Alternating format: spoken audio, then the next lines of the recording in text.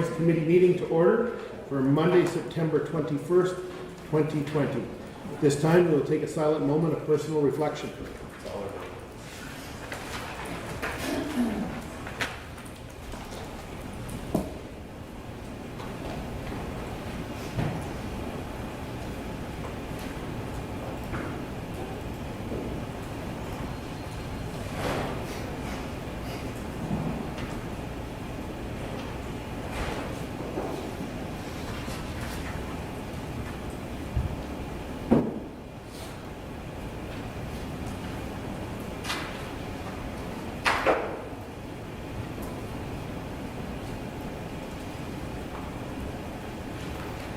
As a reminder, all members of the council are obligated to declare a conflict of interest or a pecuniary interest as per section 133 of the Lloydminster Charter regarding any item on this agenda.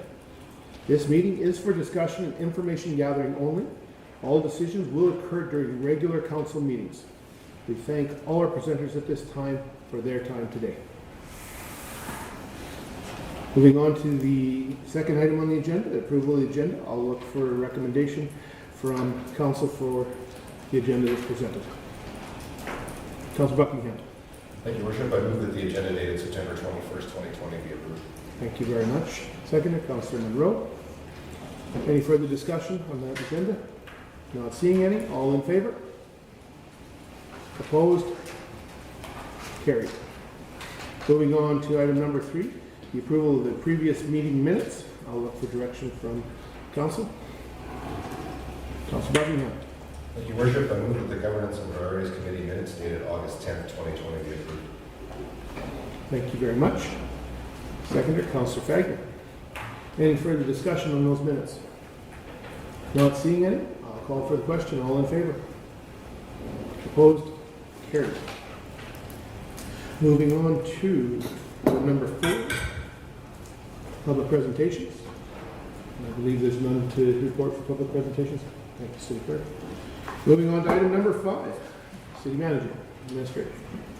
Good afternoon, Your Worship Council. For 5.1, the RCMP quarterly update, I'll ask Inspector Leased to come forward with it.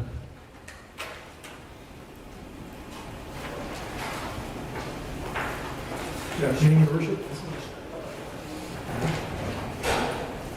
Good afternoon, Your Worship and Council. Good afternoon, Inspector. I know we've got you kind of put in the box there. So. That's perfectly fine. Yeah. All right. Just wanted to come today and just present a bit of an update, quarterly update for the RCMP, Lloydminster RCMP detachment. Just taking into account just an HR update as well as a statistical update and the presentation of our year-to-date attainment of our priorities. And now we're seeing so year-to-date right now. So for Human Resources update, he was actually scheduled to be with me today, but he couldn't because of still his transition here to Lloydminster. But we do have a new operations NCO, Staff Sergeant Tom Cook, has arrived here at Lloydminster Detachment in replacement of Staff Sergeant Sarah Knelson, who transferred out in September. So Tom comes to us from Wood Buffalo Detachment. He's a lateral candidate here, and we're happy to have him. He arrived here just a couple weeks ago, and like I said, he's still in the middle of his house move. Currently, right now, the complement of the Lloydminster RCMP detachment is 49 police officer positions. We have 1 hard vacancy, so 1 position not currently encumbered right now. We have 4 soft vacancies, so that's individuals that are either on maternity leave, parental leave, sick leave, that type of thing. And we also have 3 members who are working modified duties for various reasons as well. We are waiting for 1 member to transfer in. That's our new school resource officer. She should be here in October. And we are awaiting the transfer out of 7 individuals from our detachment.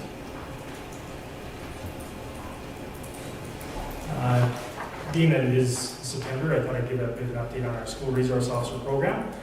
So for the school resource officer representing the Lloydminster Catholic School Division, we have Constable Melanie Flynn, who is arriving here October 1st. In the interim, we have one of our members, Constable Kelsey Davidge, taking on that role in the interim.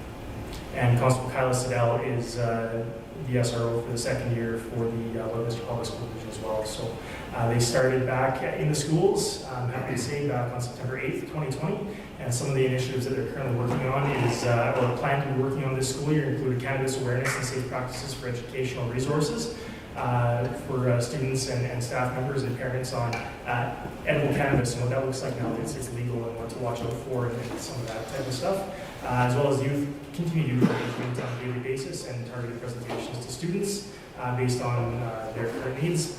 And we are also working with the school divisions right now to determine if the youth academy that was planned for February can still be, if we can still make it a go right now. It's still in discussions right now. So the statistics I'm going to present today are just the year-to-date statistics as of August 31st, 2020. So these are year-to-date from January to the end of August. And they will fluctuate and change as the year progresses, but we'll give you an update as to where we're sitting relative to last year at this point in time as well. So our persons crime category, we currently have seen about a 7% year-to-date increase. Within that category, we have seen marginal increases in a few areas like assault, uttering threats, robbery, and we have seen reductions in sexual offenses and criminal harassment, which is very positive there as well. Our property crimes offenses, we, needless to say, are seeing a 4% year-to-date reduction, and I'm cautiously optimistic that trend will continue downwards as well. So we've seen year-to-date a 20% reduction in theft of vehicles, a 38% year-to-date reduction in theft under $5,000 occurrences, and a 32% decrease in theft over $5,000 occurrences. We've seen about a 3% increase in break and enters and a 27% increase in mischief or vandalism offenses as well.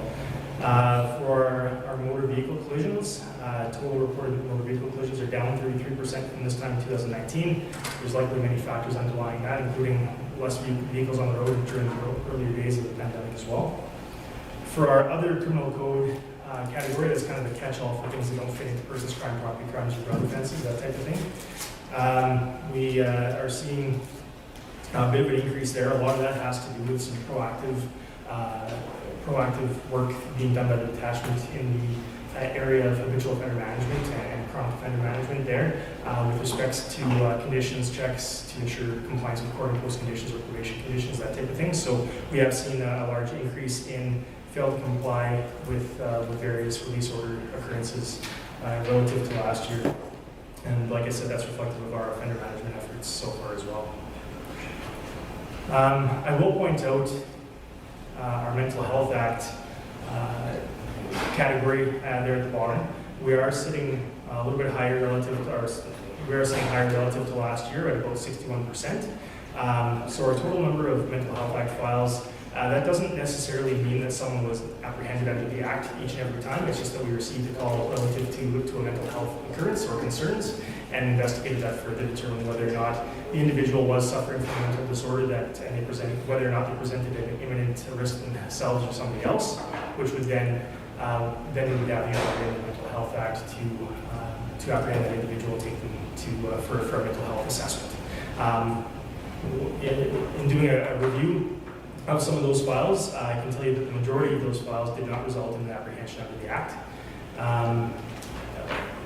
And in those cases where there is no apprehension, then mental health followed by a mental health professional is essential for the individual as well. So, are there any questions so far on this? Go ahead. Thanks, Richard. I guess one of the questions I had when I was looking at that is are there any different strategies that are going on here on the Mental Health Act? And we see nationally as well as the AUPE and the various communities and the challenges they have around this. Are we doing anything different, or social workers or other people, other resort people coming along? Or is there any different strategy at all, or just simply sending a number out to deal with the issue? Yeah, and so your question, Councillor Dyche, hits on a few different points as well. So right now, currently, if we were to receive a mental health occurrence, we are going out to assess that individual as to whether or not we believe, based on the Act alone, that the conditions exist for them to be apprehended and conveyed for some sort of an assessment or potential treatment. There are, a larger part to this is addressing with our partners some of the underlying root causes to that, whether it's, is it pre-existing mental health conditions, is it substance abuse, what is the concern at this point in time, right? And I know some regions or cities have implemented policing crisis teams where they'll work hand in hand with psych nurses or social workers. We currently don't have that program here. But I mean, I think working more collaboratively with our partners to address some of those things is important for the long term, in the long term, because right now it is police attendance and assessment at that point in time. I'm not sure if it's a fair question, but are they willing participants in trying new things out, or is there resistance or willingness? You know, what sort of a... From what I'm hearing, I think there is some openness to working together, so I hope to be exploring that too. Okay, good to hear. Thank you. Councillor Buckingham. Thank you, Worship. Thanks, Inspector. I just wonder, you touched on it, I mean, a lot of these numbers are on the uptick a little bit, but I'd also go back to look at the last time you gave us a report, and reports over the last couple of years, that our staffing levels, I don't think, have been stronger than they are right now in the last 2 or 3 years, for sure. So that would lend itself to more policing being done. The community asked for more policing, and we want to see more. You know, I think some of these numbers will be up because of that.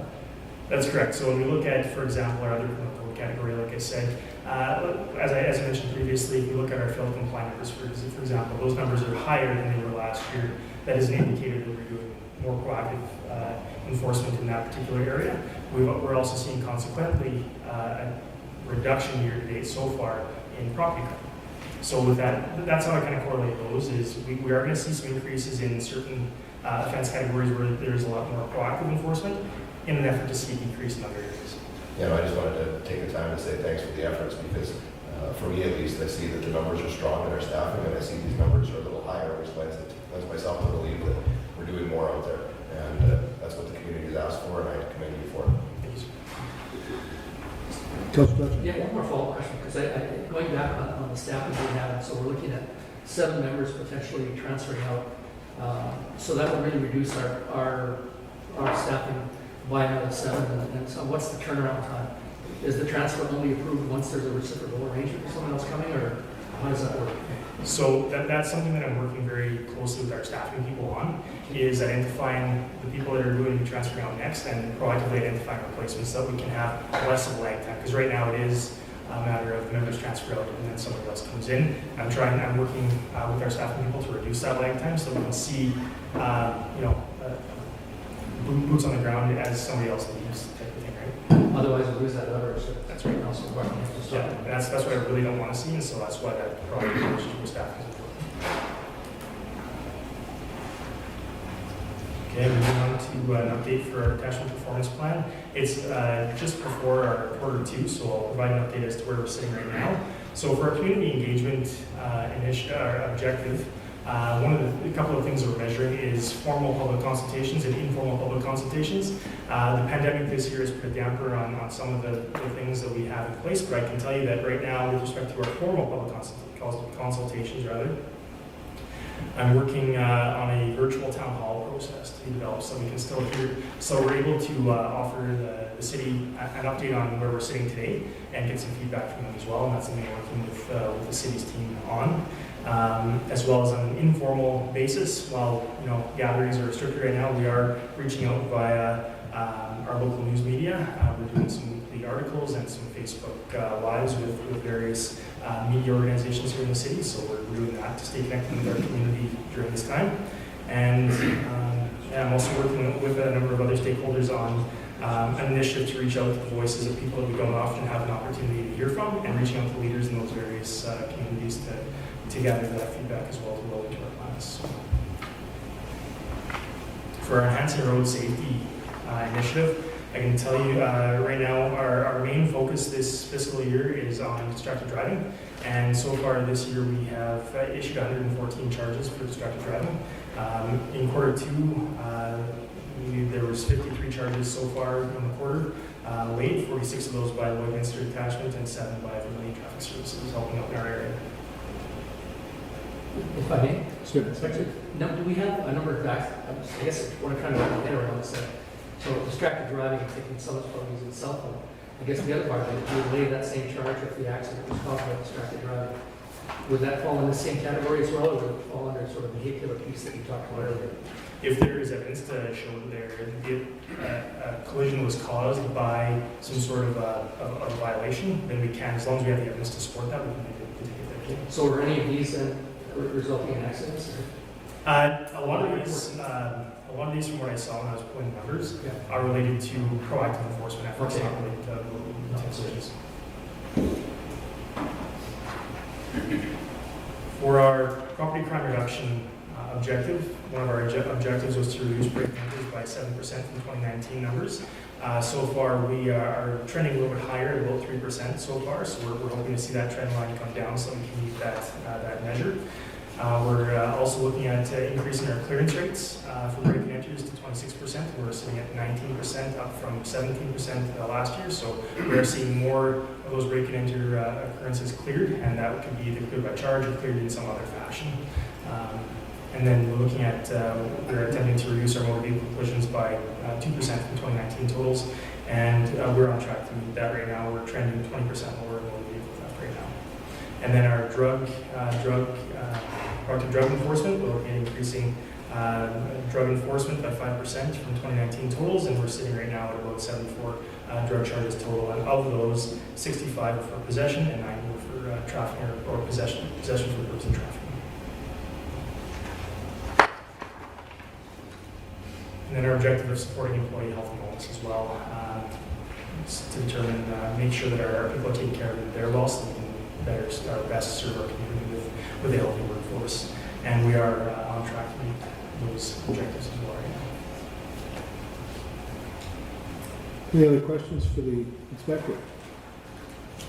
Just want to make sure everyone's aware we had the opportunity to meet with the city manager, and I met with the deputy commissioner out of Edmonton for K Division, our chief superintendent for the area, and the inspector, and it was a great discussion. Certainly, a lot of the concerns that you brought up, Councillor Buckingham and Councillor Dychuk, were passed on to the deputy commissioner around staffing and conversations I've had with the inspector, because there's pieces outside his control, and that's why we felt it was important to raise those with management to ensure that those staffing levels are met. And certainly the discussion came from the deputy commissioner, as he's fully aware of the challenges they're facing here in the detachment and other detachments, and that message being conveyed to Ottawa, and just they have a process as well, but it is being addressed, which I appreciate.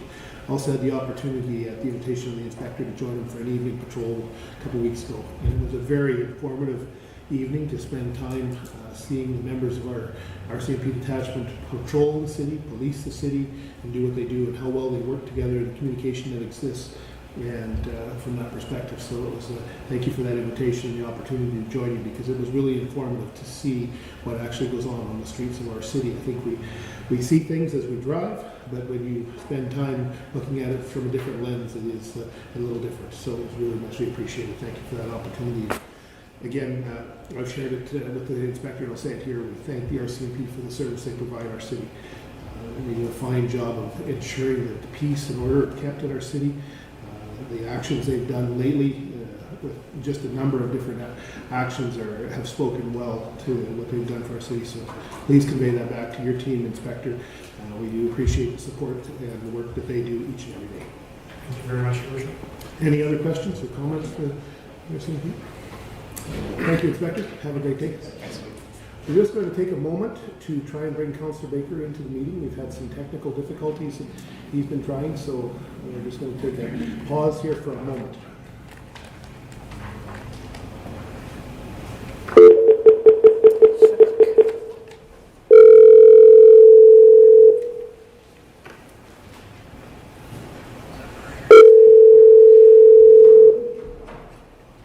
Hello, Ken speaking. Hello, Councillor Baker. Can you hear us? Good afternoon, Your Worship. Good Thank to you have for you. getting me through. We've got you through and we've got you connected, so you're live. So if you anything you do at your end, we're going to hear you. So just so you're fully aware of that. But we just finished item 5.1, the RCMP quarterly update. We're just about to move to item 5.2 on the agenda. Okay, I've read that report. I'm good to go. I'll just follow your agenda. All right, and I will, as I ask questions, I'll try and come to you on the phone after I've been around the council table if there's any questions. Okay. Great. All right. Great, Whatever great works to, for you. great Don't to have mess up you. your meeting. Not a problem, Counselor. Glad to have you aboard. All right, moving on to 5.2, City Manager. Thank you, Worship. For 5.2 Economic Recovery Task Force, React and Recovery Updates, I'll ask from Economic Development, Callan Boucher to present. Good afternoon, Mayor and Council. Good afternoon, Kathleen. Okay. There we go. Just a quick update on our React and Recovery for COVID-19. In April 2020, the City of Lloydminster launched the Economic Recovery Task Force in response to the pandemic. We had 4 streams: communication, business support, resource group, and the Economic Development Advisory Committee. As we moved forward in the reaction, we developed the Lloydminster Business Toolkit, the Lloydminster Reopen Checklist, and the curation of items communicated through the Economic Development e-newsletter. Moving through to the recovery phase, the task force amalgamated into 2 working groups. These working groups included the Economic Development Advisory Committee. This working group is working towards a strategy and process to best build recovery and rebuild. We have 6 priorities that we're working through right now to move forward through the pandemic and just forward as a community. Think Lloyd First Committee, this group continues to share communications, programs, and opportunities related to COVID-19 and the economic recovery. The main focus right now is one of those 6 priorities for the advisory committee, and that's the Think Lloyd First or Think Local campaign initiative. Today, as part of the React and Recovery update, we have 3 of the Economic Recovery Task Force members to present. I'll call them up one at a time. If we could have questions as they're up, I think that would be best instead of asking them to come back up after for sanitation purposes. So first we have Serena Shadim, the Executive Director of the Lloydminster Chamber.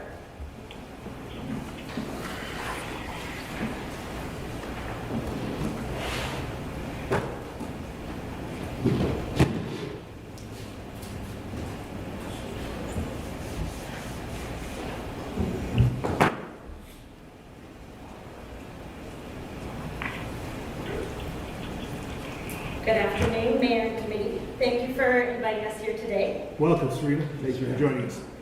We are very proud of the work the Chamber of Commerce Network has done for businesses across Canada. The Canadian Chamber of Commerce created the Canadian Business Resiliency Network to help distribute information from the federal level down to the local level across the country. The Lloydminster Chamber took part in this network to help our local business community receive quick and relevant information. The network also helped us to funnel information back up from the businesses, from our local businesses to the Canadian government, where we helped to determine gaps in programs and funding. For example, the Canadian Chamber recommended the rent subsidy and increasing the wage subsidy from 10% to 75%. The Canadian Business Resiliency Network also provided a business reopening toolkit to aid businesses in the responsible reopening.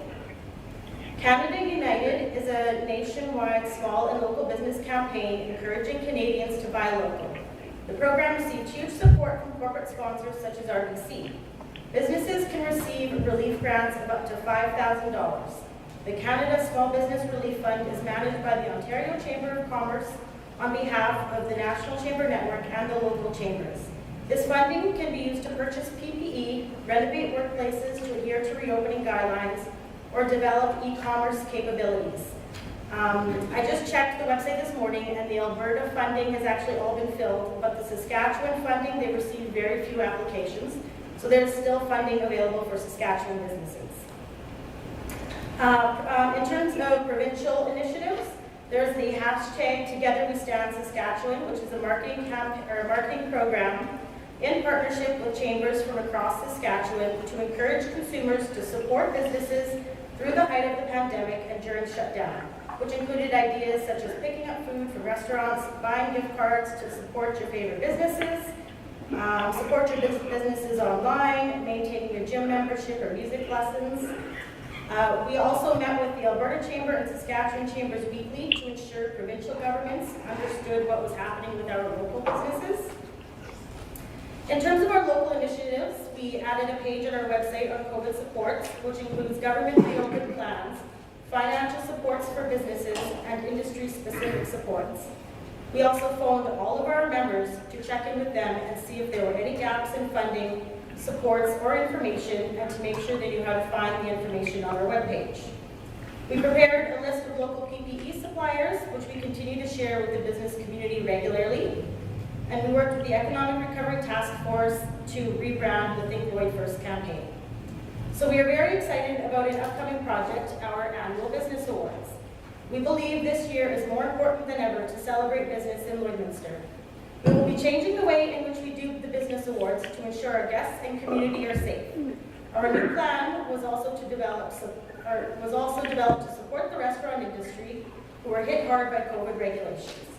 So we will be spreading the crowd out to 3 different restaurants in town. Businesses nominated in the same award category will be located in that same restaurant. The awards presentation for that category will take place in that restaurant, which we will then live stream to social media and to the other restaurants. So we are very proud of our local business community and the Chamber network across Canada. We know that 2020 has not been a good year for our members. We want the business community to know that we are there for them and that we are proud of their innovation, strength, and tenacity over the last year. We want to remind everybody to think Lloyd first and support local businesses. Thank you. Any questions? Thank you, Serena. Questions, comments? Councilor Dutcher. Thanks so much for the report. I'm really happy to see the kind of activities that you're engaged in, Jim is engaging in. Can you just give me a kind of overview or the sentiment of businesses in the community is now, since a lot of these tools and system pieces are coming forth? Is there a change in tone, or is there? We saw the numbers and we kind of shared the survey of the percentage of businesses that are unsure if they're going to reopen. And I'm just wondering if there's a little bit of optimism or what your sense is. Yeah, Sarah, you have a lot of, she's been on the phone a lot with a lot of businesses lately in the past week or two. So I'm wondering what's So in the beginning, the phone calls were very sad and depressing, but once we started the reopen, there was a lot more optimism, and people are just being innovative to learn how to do business different. It may not look like what it was, and they are just striving to get where they need to be to survive. Is there a sense perhaps of what you're hearing their biggest need is at this point? Because I think we heard some time ago that it's information and an access point where you can get an answer to all the questions they have about COVID and responding, what do I do if an employee has COVID and that sort of thing. Is there a new question emerging out of all this, or a new need? From what I get the feeling from businesses is basically they just kind of want the economy back up and running. But Let's all put up our hands. But I don't know. I hate to give blanket statements over what the businesses feel. Like kind of that's one of the things I always struggle with saying. But that's just kind of the general feeling I get is people just want to see the economy going again. But I also want to make sure that's done safely. Because one thing I do know for sure, and that I have heard businesses say 100 times, is that they cannot afford another shutdown. If there's another shutdown, they don't think they will survive a second time. So maybe let me rephrase that. Are there certain other trends or 2 or 3 other ideas as opposed to sort of pigeonholing everything down to one? Like, so I'm hearing the risk is there for another shutdown, and it could be the last one and not reopening this, but other needs, other pieces that you're hearing. So I'm hearing growing optimism, we are getting business through the door, we can't afford another shutdown. Anything else that sort of comes up, maybe 3 or 5 or 10 businesses are saying consistently? Well, I do have one kind of idea, but I do know that I think Tess is presenting on it, a little bit on e-commerce stuff. Okay. So that's another idea, but I'll leave that to Tess. Okay, thank you. Councilor Torson. Thank you, Your Worship. I just want to say thank you, at least for the newsletters and things like that, the emails that were going out, I think, early on in the pandemic that kind of pulled a whole bunch of information from a whole bunch of spots, and it was all specific to Lloydminster businesses, were extremely useful tools. And I know that working in a local business and being a chamber member at that business, it was very useful to have access to that information. And the fact that it went out to all chamber members, I think, was a really really useful tool to get someone the information they needed or get them access to the information that may apply to them. So I just want to say thank you because I think it was really good. Thank you. Councilman Rowe. Yeah, I'll just also commend your work for providing some normalcy, being innovative with coming up with a new way of holding the Chamber Awards this year for our community. You know, it gives us something to celebrate, gives us business something to look forward to, in a time where they may not have a lot to look forward to. So, you know, providing that little bit of normalcy, I think, is very important with being innovative and coming up with a new way of doing things, as well as just your communication to the business community. I know seeing on some of the chamber meetings that, you know, I don't really think it's a gloom and doom attitude for a lot of them, right?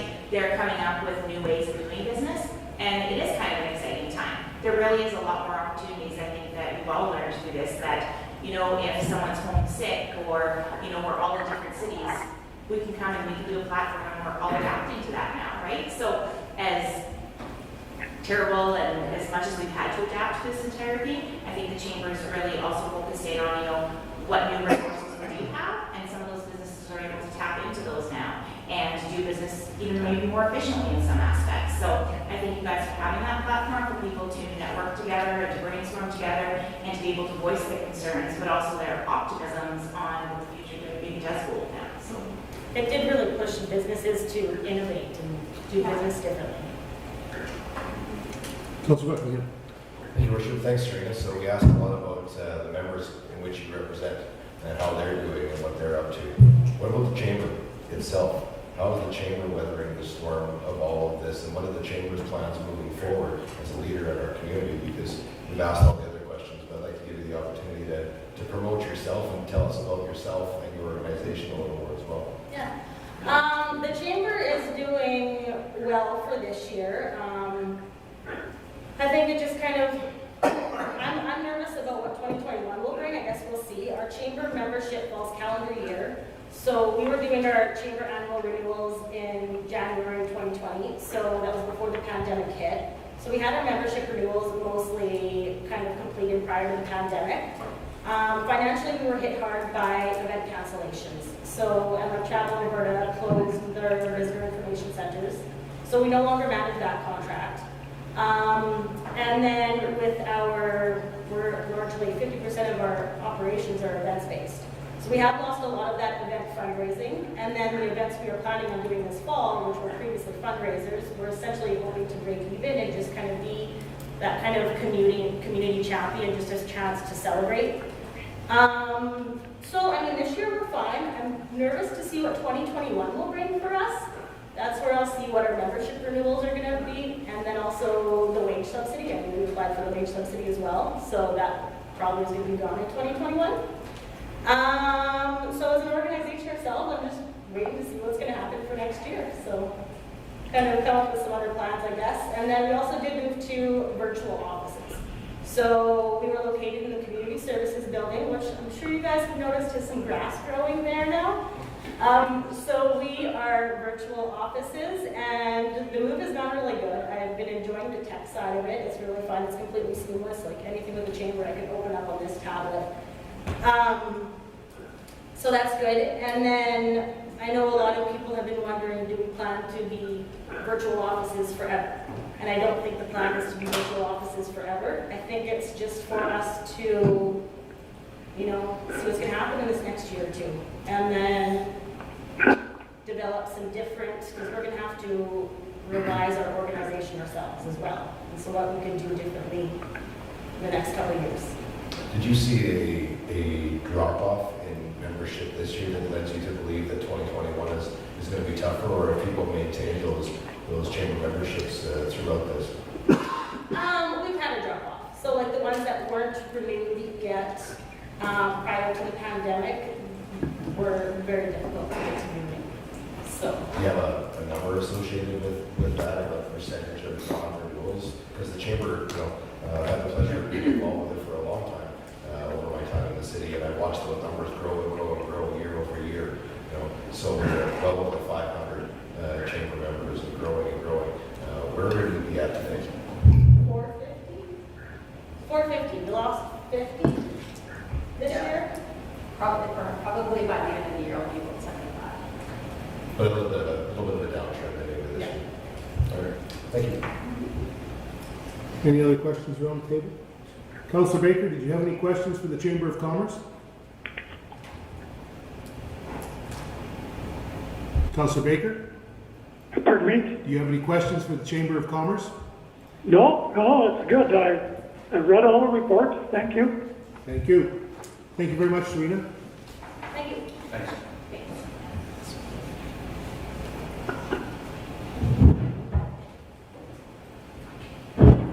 Sorry.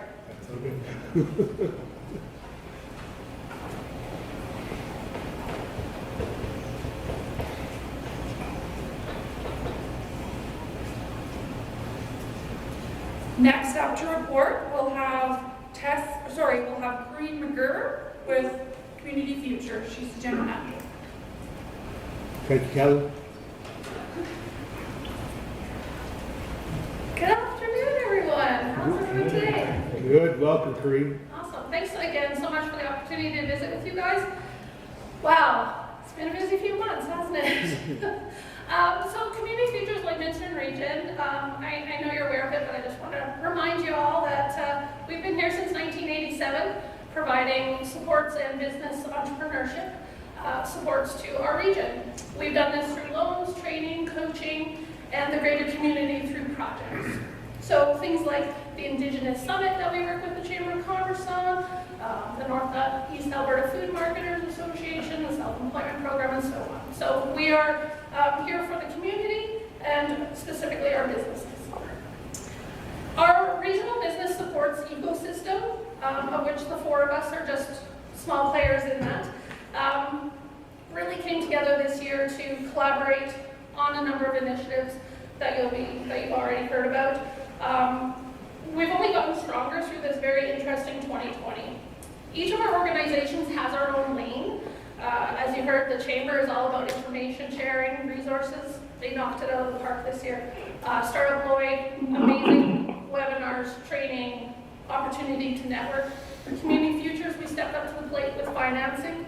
And Calvin, the city, really is leading the charge in marketing. So we're really tackling all sorts of different business requirements right now, but we're doing it collaboratively and complementary to each other. Two of the really important Community Futures contributions we've undertaken since the start of the year. One is our Project Gazelle, which is a 3-year, $1.4 million project focused on the entrepreneurial empowerment of women. This includes 15 Community Futures offices across Northeast Saskatchewan, all the way to Northwest Alberta. And right now, what we're focusing on through that program, specifically for women entrepreneurs, are 4 key areas related to COVID and relief and recovery. So we are focusing on mental health initiatives for women entrepreneurs, coaching and training. We are focused on human resources, workshops, one-on-one consulting. Lean campus strategic planning. How are we going to get these businesses to pivot, shift, innovate, create, and survive through this time? And then the fourth one is the development of an online marketplace. So these are starting to pop up everywhere, and so we are all working together to streamline and not have 20 different sites up, but we're all working together on finding the best one for our group. So Project Gazelle through recovery is really focused on women entrepreneurs. To date, we're in year 1 of the program. We've just finished year 1 of the program. On an ongoing basis, we provide training specific to the needs of women entrepreneurs, as well as developing incubators for supporting programming across the province. Our first incubator is located right here in Lloydminster at Startup Lloydminster. They are our Project Gazelle incubator. And we have 2 others planned for this year in Hinton and Lackawanna. So it's one of the only bi-provincial women entrepreneurship strategy project that the federal government invested in. So all eyes are on us, and we are so grateful to have the opportunity to do this project and take the lead on it. So just a year into the project, we've introduced 1,400 women to the concept of entrepreneurship and started 220 down the path. So that has been a really key component. We know the workplace has changed significantly for women, and second wave, third wave, who knows, but their ability to work has changed significantly with homeschooling, and the needs of the home has really come to the forefront. And then our second major contribution to local recovery and relief is our RRRF loan program. We feel like we've been talking like pirates for 4 months, but it stands for Regional Relief Recovery Fund. And so we were called upon by the federal government. Prime Minister Trudeau named us in his press conference one morning, and we were all very, very surprised. Very, very surprised that we were going to be the funder of choice for our rural businesses across the country. So within a matter of 9 weeks, we received $1.2 million that we distributed to our local region. So these were small business loans, $40,000 each, up to $40,000, that we distributed to 39 local and regional businesses. So we're very grateful for the opportunity to help our local businesses, and it's been amazing, the uptake we've had. We spent all of our dollars, and as you can see on the agenda item there, Lloydminster, Vermilion, the county, Paradise Valley, Maidstone, Blackfoot, Arma, Britannia, Marwayne, that's our area. So we saw great impact. Of those applications, we had entrepreneurs with disabilities, we had youth entrepreneurs, we had Indigenous-owned businesses, and we had women-owned businesses. So it touched on a broad base of businesses that's operating here. And I think the 1.2 million is a pretty impressive number, but really for me, the job numbers were really important. And so with the application, the businesses were estimating for the upcoming year. So 70 full-time jobs, 42 part-time jobs, 17 seasonal jobs maintained due to receiving this money. So we're very excited to be part of that and to be able to be the conduit to that. On a greater scope, just to give you some perspective, we are part of Western Economic Diversification, and the Pan West is Manitoba, Saskatchewan, Alberta, and BC. And so for that whole group, there's 90 Community Futures offices.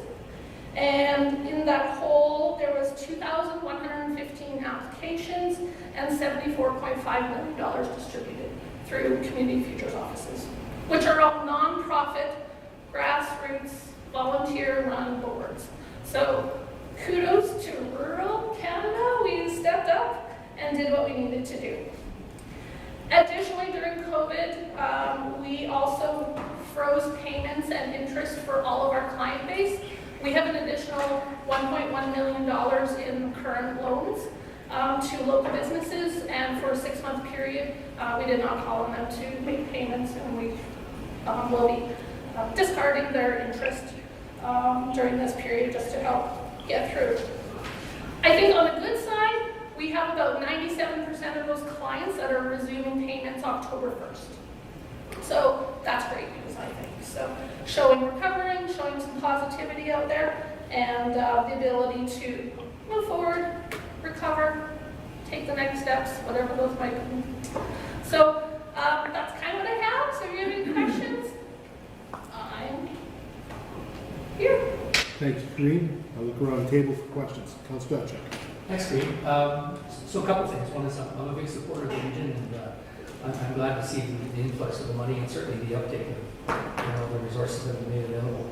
The only thing that sort of I look at this and I look at Lloydminster only getting 18 loans and on average 40,000 to do the math.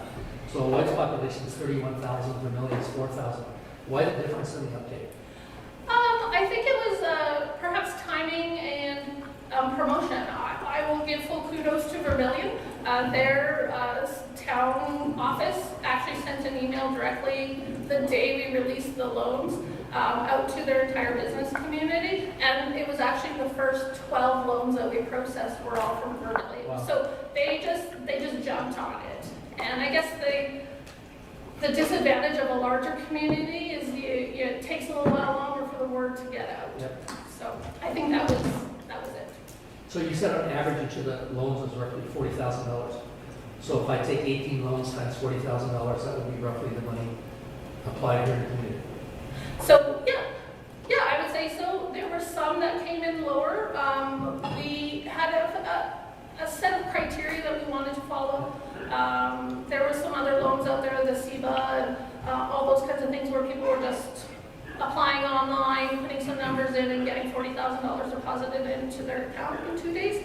And as a Community Futures Network, that's not how we wanted to disperse these funds. We needed to make sure it was taken care of, it was accounted for, and was going to proper applicants that met the qualifications.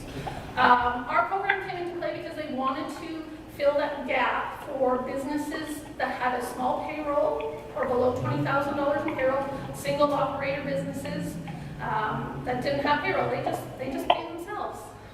So that was the intent of the program, was to fill that gap, as well as to fill that gap for businesses that unfortunately started maybe last October.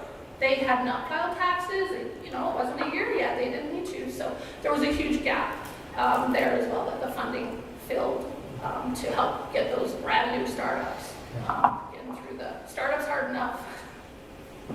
So just a follow-up question. So how many full-time jobs would this have impacted in the city of Lloyd? Or do you have that? I didn't break it down, but I would say probably 50% of them for sure, if not a little bit higher.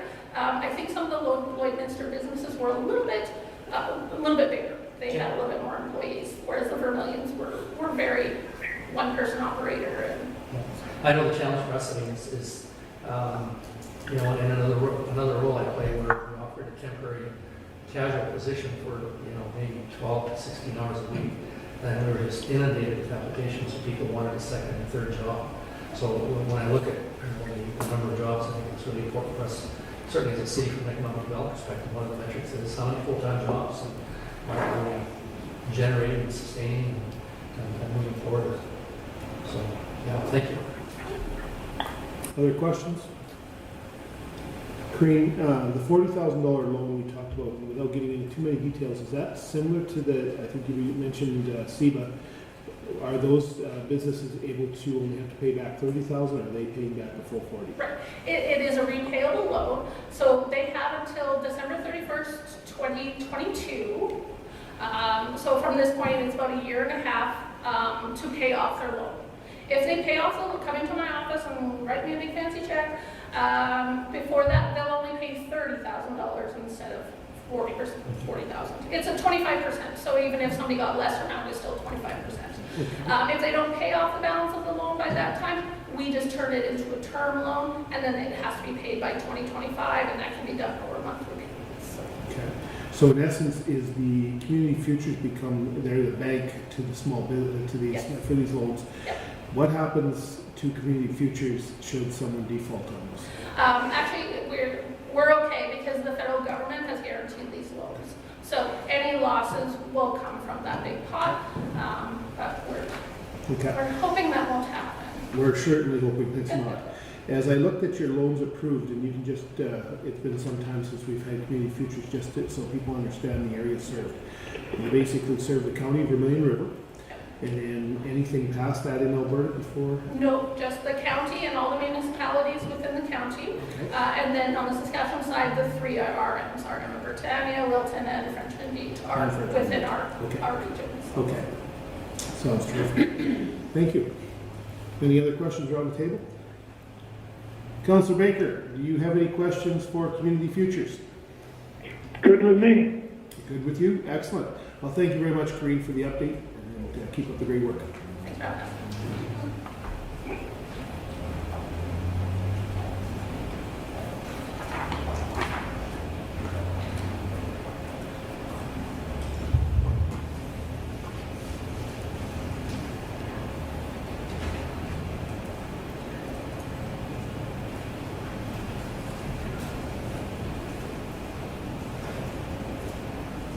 Next up to report, we've got Tess Black, Executive Director with Start at Lloydminster. Thank you, Kevin.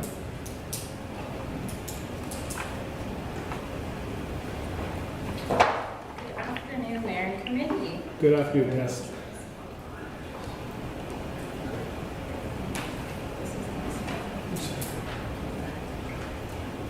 I'm glad to be back at Startup Lloydminster and here with all of you to update you on how things have been going at Startup so far in 2020. As Corinne had mentioned in her presentation, we work very closely with our economic development partners, and as such, we're very diligently to ensure we're offering complementary services and not duplicating services. And so I'll just go over some of our highlights. So we were very excited to kick off the year in our new space. It was being utilized by many entrepreneurs, and we were excited for the momentum being created. We believe that we were on track to reaching full capacity by the end of 2020. However, when the pandemic hit, we closed our co-working space to the public. We did continue to be busy supporting clients at each stage of their business journey. And as over the time, we supported over 37 new clients looking to launch, expand, or diversify their business since March. The majority of our one-on-one client supports have moved virtually, and we are ensuring the same top quality service our clients are used to receiving. We have just recently reopened our co-working space by appointment only and following appropriate health and safety guidelines, and it's been very refreshing having people back in the space. In March, we recognized the need in our community to offer additional training resources, specifically around COVID-19. As such, we were quick to develop and launch a COVID-19 resources webpage, as well as offering additional learning and connection opportunities through our forums and lunch and learns. Our forums happened bi-weekly, and then our lunch and learns were once a week. We're proud to announce that our participant numbers are up over 45% from where we were at in 2019 at this time. We've covered a range of topics, including mental resiliency, intellectual property, government funding opportunities, among many others, and we worked very closely with our partners to execute these learning opportunities. Through all of our supports, we have assisted over 400 people navigate these unprecedented times in the last 6 months. As well, now more than ever, we need strong leadership in our organizations, and as such, we're moving forward with our fall leadership program, but virtually. We have had many inquiries about this program and are excited to bring this learning opportunity to our region. We also worked hard to launch our human resources webpage. This provides general HR information regarding a variety of topics, including recruitment, hiring, orientation, and many more. It's an invaluable resource tool to our business community. The current landscape has changed the way people approach HR, and as such, this was a critical training piece for our entrepreneurs and businesses to navigate this ever-evolving workplace. We will have a HR training series that is based off our website resources and provides a more in-depth training for registrants, and it'll be available soon. We're proud to be one of the leaders and participants in the Lloydminster Economic Recovery Task Force that Catlin outlined earlier. And through this, we've enjoyed partnering to bring various initiatives and learning events to our community and are very excited for the launch of the Think Lloyd First campaign. A new initiative that we're very excited about is the Digital Main Street Shop Here program. The DMS program originated in Toronto as a response to the COVID-19 crisis, as it highlighted the importance of bricks and mortar stores having an online presence to sell their goods and services. The purpose of this program is to focus on small independent businesses that currently do not have the resources to build an online store. DMS hires students to execute the online store development, and these students work closely with the businesses to ensure the online store aligns with their vision and meets their needs. Many of our partners in the Alberta Innovation Network through Alberta Innovates are bringing this program to the region and we are working hard to get it launched in Lloydminster. Magnet, which is a federal government program, is currently covering 50% of these costs. And with the support of our partners of Community Futures, the Chamber of Commerce, and we hope the City of Lloydminster Economic Development Department, small businesses in our community and region will be able to access this program at no cost. And they will receive invaluable economic benefit. The first level of support will cover 25 businesses and then so on at 25 businesses for each level, each student hired. So we look forward to continuing to offer high-quality services to the business community in Lloydminster and working together with our partners to ensure Lloydminster thrives as we navigate the remainder of 2020 and beyond. Any questions? Thank you, Tess. Questions? Councilor Torres. Thank you, Your Worship. Just one question I had is just on the HR topics that you cover on your site. I would assume that those are, you're going to have a lot of information on there because you have to cover everything Saskatchewan and everything Alberta because they're regulated differently, correct? Yes, we do.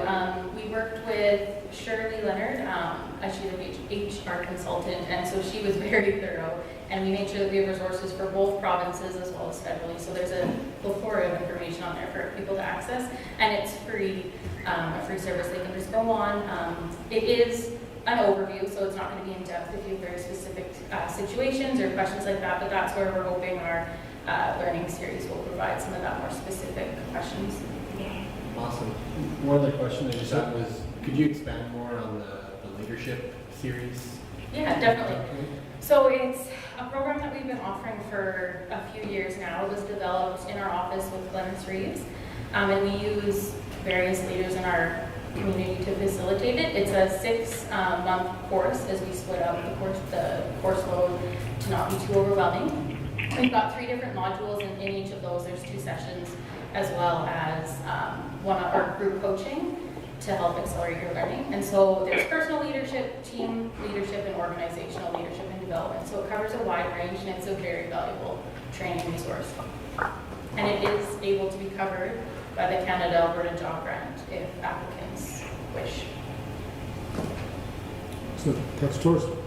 Thank you. So then, if that course is hosted and covered by the job grant, is that funding that goes directly back to startup? No, it goes back to the applicants. So you would apply, and then you pay us, and then I believe you submit your invoice to the Canada Job Grant, and then they'll reimburse you for your portion. Okay. Yeah.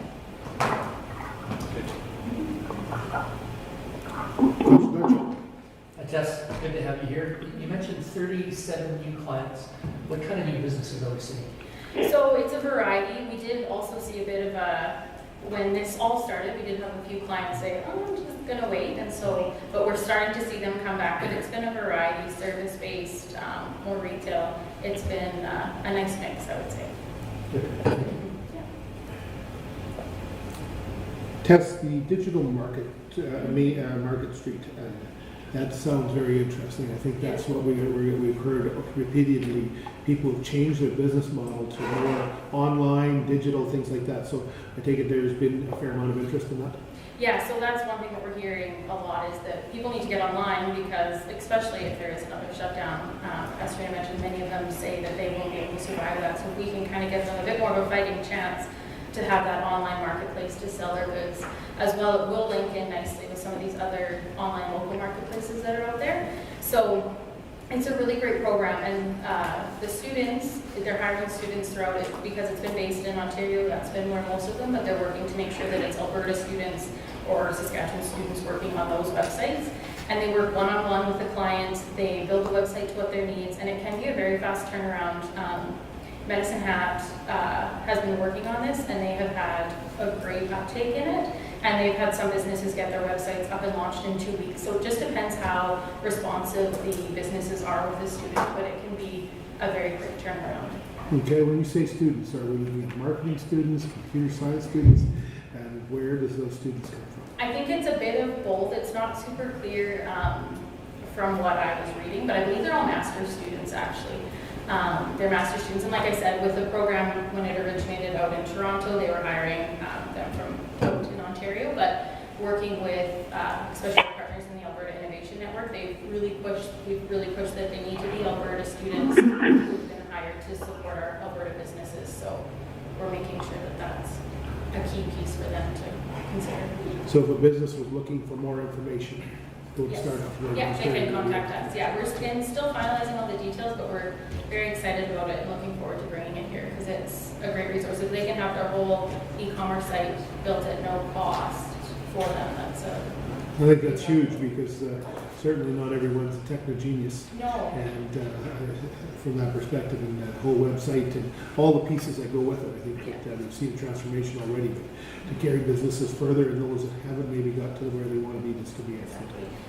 Councilor Batchak. Quick question, Tess, around website enhancements. And one of the things you heard in different parts of the city is the up and down speed, primarily the down speed. Is that a limitation at all for any of these businesses, or this whole venture, particularly on DNS? It shouldn't be too bad, but I'm not 100% certain on that, but I don't believe it would be an issue. They're working really closely. They use a Shopify platform, and so I know there is lots of businesses already in the community on that, so I don't think it should be too big of an issue, but I don't know. Councilor Torres. Thank you, Your Worship. So it sounds great that there's, opportunities to get funding on the front end for all of these things, but do you know whether it's cost effective for annual subscriptions after that for some of these businesses, or will they be potentially priced out of it, or are they reasonable? Yeah, so they actually, I believe it's 6 months that they get in kind through Shopify, Google. There's a lot of partners who've come on with this program to support it. And so they do get, I believe it's 6 months in kind where they don't have to worry. And then it isn't an obscene amount. And it depends on what your needs are. If you're just needing a shock your butt in, they've kind of scaled it so that it can fit what their needs are. Any other questions around the table? Councillor Baker, did you have any questions for Startup Lloydminster? No, sir. Thank you very much. Well, thank you very much, Tess. Thank you for the update. Moving on to agenda item 5.3, City Manager. Thank you, Your Worship. For 5.3 e-commerce support grant, I'll ask Councilman Captain to come forward and present.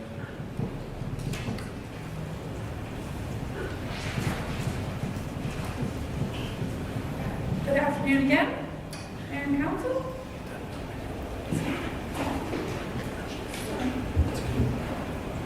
So today I'd like to discuss a proposed COVID e-commerce support grant. So in March 2020, in result of COVID-19, a state of emergency was declared, and the mandatory closure of a great amount of Lloydminster businesses was instituted. Non-essential business community was challenged with the forced to pivot their business online or close completely. So after research, we have looked into a number of different pieces. One of the pieces that sounded good to us and good for small business locally was an e-commerce support grant. So the grant is made up of small funding opportunities of about $500 per application, and the amount is small, but is the piece is to, I'm just all sorts of fluster, guys, and I don't know why. So anyways, so it goes towards eligible activities including logistics and shipping, e-commerce and web development, marketing, promotion, supply chain management, and cybersecurity. So all pieces that these businesses needed in order to shift online during a time of great peril for them. So what we're suggesting is that we reallocate funds from our existing 2020 budget to move to this e-commerce support grant. Businesses who have expenses dating past March 16, 2020 would be considered. Small businesses, those under 50 employees, residents within the city, and must possess a valid business license. Is there any questions around the e-commerce grant and how we would enroll it? Councillor Torson. Thank you, Your Worship.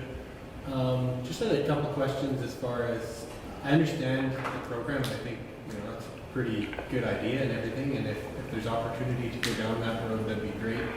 I just wonder though, when we have our eligible activities, those are really, really kind of broad subject matters. So are we going to put some level of parameters around that at some point to make sure that it's, something that's, I guess, accomplishing the goal overall?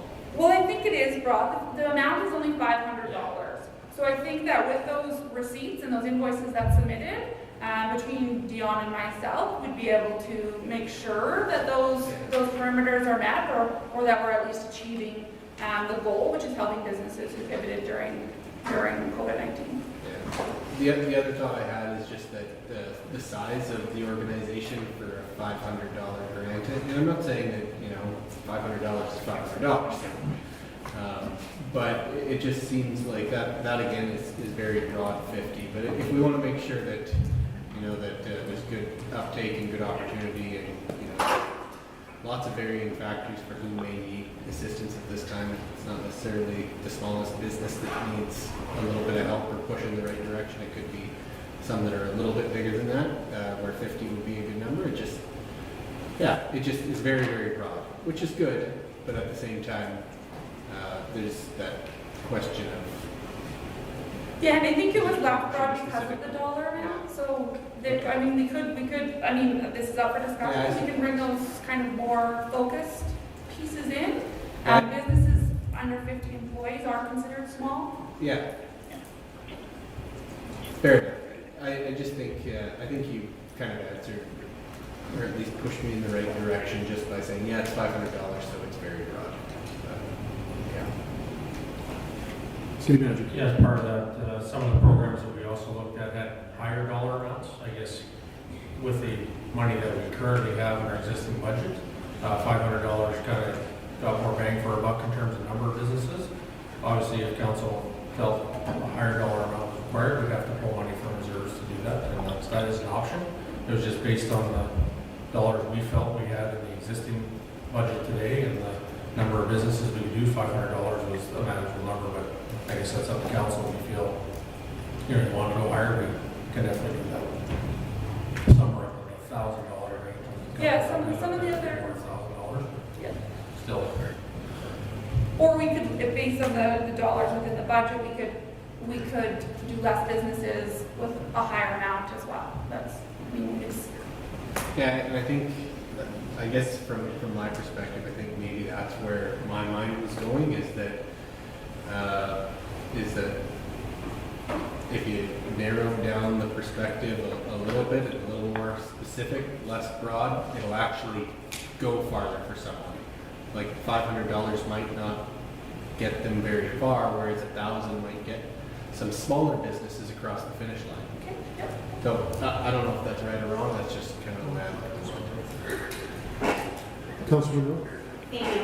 So just in terms of, I guess, what's our path on this? How are we exactly deciding? If we have 50 businesses, just for example, that meet all this criteria and they all apply, are we capping it at a certain dollar amount, or what is the thought there? Is it a first come, first served basis? What is going to be if we have 50 businesses within our community that all qualify under this criteria that we're putting out, and they're all in before a certain deadline? How are you going to decide exactly who's getting it and who's not? So I think it would have to be the first come, first served basis based on the amount of dollars we're suggesting be reallocated. And that's that we've got X amount of dollars, this is how much we have. And I think that moving further into next year that we could open it again, or in some cases that's what other communities plan to do, is to do a second run when the funds become available. Great. So when are you hoping to initiate this? I worry, I know our communications department does an amazing job, but I know there are some businesses out there that don't necessarily, if they're not on social media, but they have adapted, and maybe they don't have a huge, maybe they only have 4 employees. So, them actually becoming aware of this program is imperative to its success, and in all fairness, right? So we have to be able to know that we've reached each and every individual business within our community, and they had a fair advantage just as much as any other one. So just in terms of communication, what is your ideas on that? One of our pieces within our toolkit in economic development is that we do have the business license email. So we have a newsletter that we send to every single person with a business license within Lloydminster, as long as their information is filled out correctly within their application. So you wouldn't open the date until you had the opportunity to mail out letters of notification to all those businesses? Emails, yeah, absolutely. Yeah. An email newsletter that went out directly with all the information, and probably an apply now button, to be honest, to make that process easy. Perfect. Thanks. Okay, Councilor Dodge, then Councilor Fagin. Thanks, Worship. I just want to piggyback on 2 ideas. One is, I guess, part of your comment, Councilor, around people being aware. And one of the things we heard in some of our meetings with our committee is that people were saying, where do I look, where do I look? And yet we heard that emails are going out to each of the businesses. We have a central hub with the information, and yet people are still saying, I can't get the information. So some of this is really resides at the feet of the businesses, that they need to take ownership of that piece and go forward with it. The other part I would add is that the amount is in that, it's not huge, but it's also a bit of a sweet spot, because what we did here at the committee level when we talked a bit about this was that A number of committees, and pardon me, businesses within the community were reluctant to apply for the grants because then they would have to reveal tax information. So if you want to apply for the CBIC of $40,000, they might have to share some of their tax books and records and all this, and then it became a bigger thing than perhaps it was worth. And there are people who are reluctant to share that information. So this isn't an area where you don't have to share all that information. You simply have to say, here are my bills, and I can qualify and move forward on that. And so I think it sort of takes away some of those other barriers that would have existed for those other businesses. So again, it's up to individual businesses if they want to access these funds or not. And this isn't going to be a difficult step to really bring the bills together and apply for. Your worship, to your comment, Councillor, with the first demo, we could set an initial one for the first intake of, have a set date, and then after that, if there are dollars left over, it could be on the first come. So we could adapt. That was just the original thoughts, and we talked about was first come, first served, but we could set we're open to that. It's today we're here to see if council's open to the program. So. Sorry, just a further follow-up on that. I know Councilor Torsten said, maybe $1,000 would go farther if parameters were set a little bit tighter. But even if you look at $500 versus $1,000, is $1,000 really going to get you over that target either? So, yeah, I don't know, right? So, I mean, if this is our first opportunity at looking at something, perhaps following up next year, we can say, okay, you know what, maybe we should tighten those parameters, but this year we're doing as much as we can to help as many businesses out there as possible. Councillor, certainly, I'll get Councillor Fagan, I'll come back, Councillor Van Check, that's all right. Councillor Fagan. I was just kind of curious if you've done any preparation as far as gauging the interest. You put any feelers out there to see what the reaction of business would be? So as part of our task force, we do have a business task force, and so we kind of brought the subject up to them, and that was one of the pieces that was brought up, that it was going to be a program, and it was going to be a little amount, or not a little amount, but something that was a huge amount, that it needed to be as easy as possible. And that was the feedback that we got from our business community and those that we're looking at for information regarding COVID and regarding the trials and tribulations that they have. And so making sure that it was a very easy process for these businesses who are already struggling just with daily activity. Yeah, no, that's certainly going to be the key. There's no question there. And the CBO was actually a very easy program to work with for many businesses to get that $40,000. That was a great program. But I think this is great if we can help out and do our part. I'm just kind of curious what the update's going to be. I would think that it should be fairly strong, and hopefully it'll be enough to that $500. They might take a look at matching that themselves and utilizing it for something larger. Yeah, I think so. And I think that if we kind of looked at our business community and what they did during COVID to get online, there's definitely businesses who put in the work to get online during the process, and I can name off a dozen or so right now. But there's businesses who would be easy to be able to bring those receipts in tomorrow and say, listen, this is what I've done already. Simple is good. Yeah. Councillor Van Check. Yeah, I just wanted to add one of the pieces that it's important that I think part of the messaging we heard in some of the surveys coming back was that businesses were saying that the city should help them out, and what can they do to help them out. And I think it's important to remember that we're not a bank.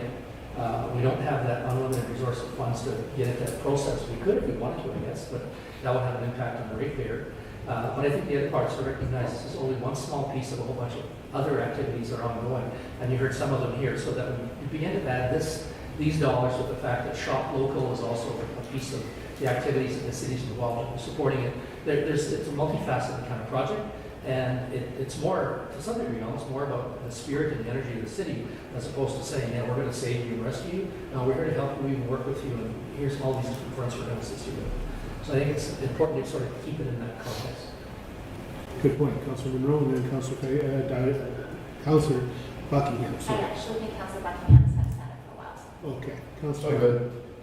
So I just want to make a comment. I think that I see a lot of other communities, whether it's downtown area redevelopment for their facades, that have practice programs in place pre-COVID. So, I think on our part as a community, that it is innovative and it is showing our initiative and our investment in our business community.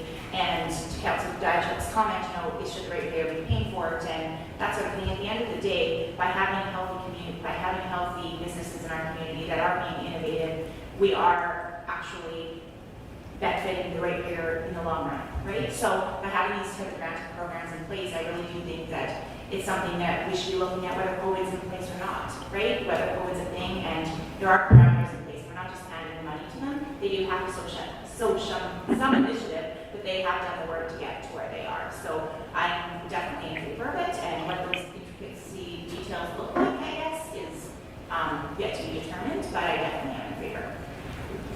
Councillor Buckingham. Thank you, Worship.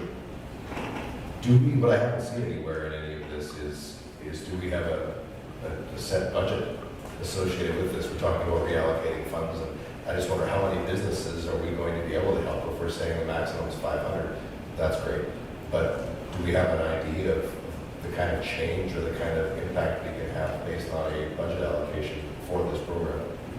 So with this program, based on budget that I have currently for 2020, we could help anywhere between, depending on the dollar amount, between 20 and I believe 15 businesses, depending on what amount we'd like to go with.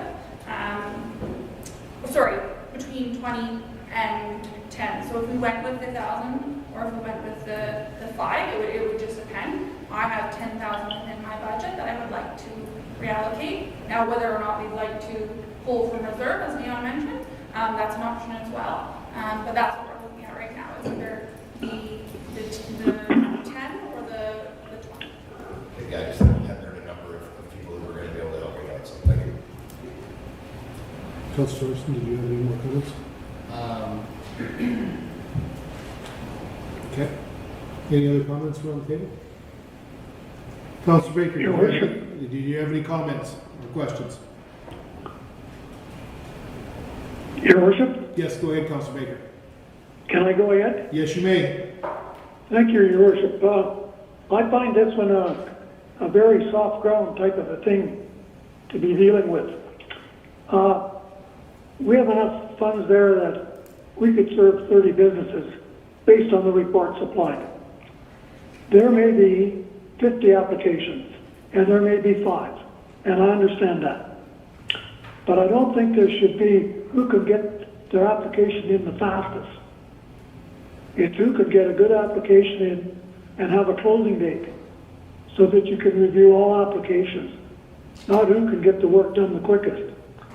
I think that we're really walking on dangerous ground, because if we end up with 50 applications, and there could be, and we can only accommodate, 30 people, we're going to have 20 people that are left out. And those applications, when you weigh them against the criteria that's going to be set up, it better be good, because you're going to end up with some people happy and some people really upset. So we got to really spend some time on this and forget about who could do the application the quickest, but have a closing date and use them all as a package. Thank you for now. Thank you, Councillor. Point well taken. I'm thinking you're talking a weighting scale of those eligibilities where we'd set some higher than others and go from there. Well, I see a lot of nods around the table. I think administration, this was the intention, was to bring some information forward that would go back and be looked at from administration to bring forward proposals. So if there's no other further questions, I think this can go back to administration and they'll be able to do a little work on it. One thing I'd like to add that wasn't included in the IR was that this was one of the strategic initiatives coming from our Economic Recovery Task Force. So when we filled out our priority list, this was one of the top 6 pieces. Great, thank you very much, Captain. Moving on to 5.4, and I guess that's through the city manager to Catlin. Good afternoon again. So, right now I'm just bringing forward to you the community service building and the redevelopment of the site. So on June 24th, administration provided details of 2019, the details on high-level review of the community service building. Since then, the building has been reviewed as end of life and has been demolished.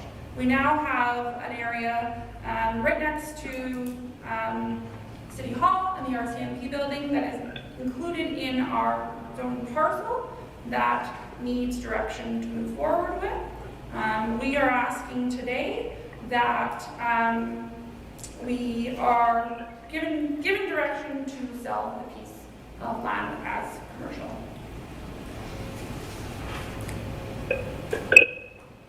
Thank you, Kevin. Any questions? Councillor Buckingham.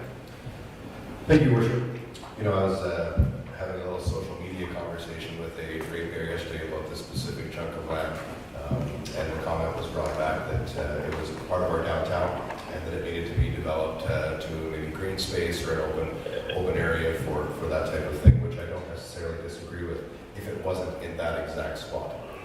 That specific spot is a prime location. Probably, you know, I think it was appraised with the building on it at 1.1 million according to the last appraisal on it. So the comment that we received yesterday was being fiscally responsible and sustainable moving forward. I believe that selling that piece of property is the fiscally sustainable and responsible thing to do. We've got a prime piece of potentially commercial real estate right on 44th Street in Lloydminster that will turn into a development and a taxable property, which will feed the city some tax dollars from that. So I think holding on to it and using it for a city purpose would be ill-informed in that regard. So I would be in favor of moving forward on the sale of this project, not discounting the fact that our downtown area redevelopment plan does speak to green space and development. There are, I think, better places to do that within that plan. Thank you. Thank you, Councillor. Other questions or comments? Kevin, there's a series of steps that would have to occur, I believe. Absolutely, yes. Just highlight those steps that would likely possibly come forward if council was to, at a council meeting, give direction. So there are a number of steps in order to prepare this piece for redevelopment. One of them was having the old community service building removed. That has since happened. As I mentioned before, the site plan for this area does include the RCMP building, the City Hall, and the community services site. So redistricting would have to take place.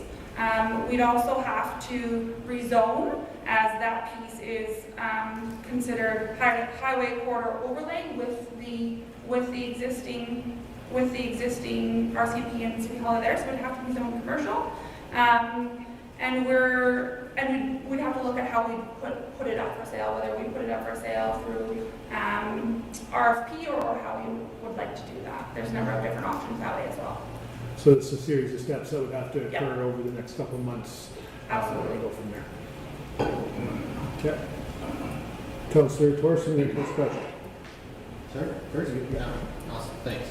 I think, you know, looking at kind of the big picture of the city uses for that area, outside of potentially some type of green space, maybe, as far as other city uses, do we see anything as, at one time it was a consideration for the fire hall, which we know that it's not going over there anymore.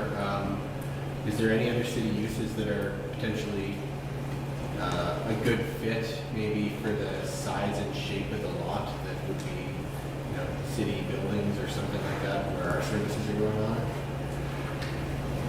where we don't otherwise have space for? Based on the buildings that we see today in terms of the future need, we didn't see at this time that this site would be utilized for any of those. If we looked at a number of the buildings we have on, it is a location is unique in terms of, you know, right on the highway, right on the corner.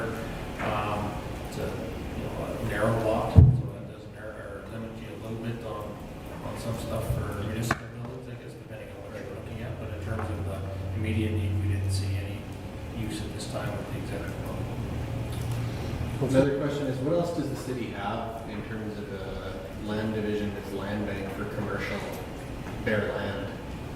This would be it. This would be our commercial piece. Right now we have residential inventory and we have industrial inventory, but commercial This would be our single piece, next to the clock tower, if that was to be used as commercial. Thank you. Councilor Belcher. Thanks, Richard. Councilor Torres asked the question, I guess that I was going to ask in terms of our bank of commercial property is available. And one of the things that strikes me, and it's along that corridor, I don't know of any other commercial properties that are available for development within the city limits at this point where there's someone wish to come in and do a development, there would be space available, particularly with the zoning. So, There's a Bearland piece on the east side, and that was one of the comparables Okay. during the, is it BCMI, on this side of BCMI, it would be or on the south side? south side, I believe, across from the casino area. Councilor Monroe. Yeah, I guess for me, if we don't, as a city, have use for it, we definitely have a lot of expenses coming up in the very near future, including our new fire hall. And by selling this to offset some of that expense with that potential revenue, I think it's definitely in the best interest of our community financially. As well as obviously if we sell it for commercial, we're also going to be getting that tax revenue from wherever, whatever they choose to build on that building. So being fiscally responsible, I think that it is in our best interest considering all the expenses that we have coming versus moving it onto it, potential green space in the future, considering we've just passed 2 area structure plans that do have green space in them. So I definitely think the recommendation is valid. Thank you. Any other questions around the table? Councilor Baker, do you have any questions? Councilor Baker? Hello? Sorry. Was that a no? No. Are you asking for Baker? Yes, Councilor Baker. Yeah, go ahead. If you have any questions. No, not at this time. Thank you. Thank you. Councilor Monroe. Sorry, just to follow up with that. So in 2018, it was assessed at 1.1 with the building on it. Do you anticipate that to be a lesser value because there's no longer a building, or do you anticipate that to be an increased value because the demolition's already occurred and it's fair now? So since the IR report was completed, we did get our appraisal in, and it has increased. Now that the building has been removed and it has been put back into development plan, so it has increased. I don't know if it said that in there. So No, it didn't. No, that appraisal has just been completed since this IR report was down. We just got it last week. I saw the amount. No, Okay. I think we're... Any other questions? Not seeing any. Thank you very much, Colin. Thank you. Moving on to 5.5. City Manager. Thank you, Your Worship, to present this 5.5 City of Lloydminster Municipal Development Standards 2020 revision. That's Paul Levy for planning. Is this report going to be read completely from beginning to end? All 250 pages.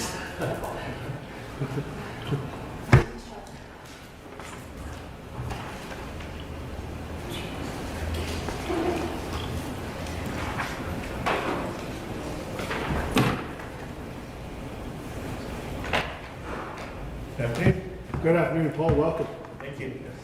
Here to present the City of Lloydminster Municipal Development Standards 2020 revision. Development in the City of Lloydminster, both of subdivisions and single lots, as well as capital replacement and rehabilitation programs, are guided by the Municipal Development Standards, or as referred to as MDS. The MDS sets out the requirements in terms of engineering, design, and construction, which are to be accounted for by the developer or project manager to assure consistency and compliance for all projects completed within the city. The current version of the MDS was released in 2014. Following stakeholder consultation, both with developers and the city's internal departments, as well as a peer review by external engineering and external engineering consultant, the revised version of the MDS document has been completed and is ready to be released to stakeholders and implemented. Stemming from the consultation engagements and peer review, major and minor revisions to the document were proposed, reviewed, and implemented by administration as needed to ensure a complete document. One of the more significant adjustments was associated with the future major and minor revision processes. Throughout the stakeholder consultation phase, a need was identified to establish a process that ensures future updates are carried out in a consistent and transparent manner. In consultation with legislative services, it was determined that since this document was created by administration and will be periodically updated as needed, it does not have a direct impact on the general public and is empowered by agreements and permits as opposed to policy or bylaw, that it's appropriate to have an internal procedure as opposed to a policy guiding how it's updated. Each year, a minor update will be carried out based on stakeholder feedback, which will account for items that have been identified as requiring clarification due to frequently asked questions and/or changes in the approved product lists. These updates will take the form of addenda to the existing document and will be published on the city's website. It should be noted that no formal changes to the text of the MDS will be made. This process will be completed as part of a major update. A stakeholder may request an item to be considered for revision, note an error to be corrected, or propose a new product for approval by completing a request for changes to publication form. A major update will be carried out every 5 years. Apart from incorporating the text of the minor updates into the body of the MDS, it will constitute a comprehensive review of industry standards, potential alterations in core processes, changes in the city specifications, or addressing significant issues as identified by administration. Key changes from the 2014 version to the 2020 revision include an addition of requirements to be followed for the city to comply with the Saskatchewan Environmental Code, an inclusion of construction deliverables from the city specifications for capital projects, establishing the city's requirements for erosion and sedimentation control during and after construction, and formalizing the city's requirements with respect to the construction of park spaces. Notification of the MDS presentation to council was sent July 31st, 2020 to stakeholders consulted throughout the revision process, indicating an expected release of the MDS for 2020 on October 1st, 2020. While solicited, no further comments or inquiries were received from the stakeholders. Our objective today is to release an updated version of the City of Lloydminster's Municipal Development Standards on October 1st, 2020, which will provide essential design information and construction requirements consistent with industry practices and the city's master plans and operational needs. Thank you, Paul. So you've got a short novel here, to say the least. Just a short one. Just to gleam over a few of them. Councillor Buckingham, let's start this off. Yeah, thank you, Your Worship. I appreciate the light reading for sure. There's a lot to this, an awful lot to this. I wonder how many stakeholders, what kinds of stakeholders did we engage in the review of this process?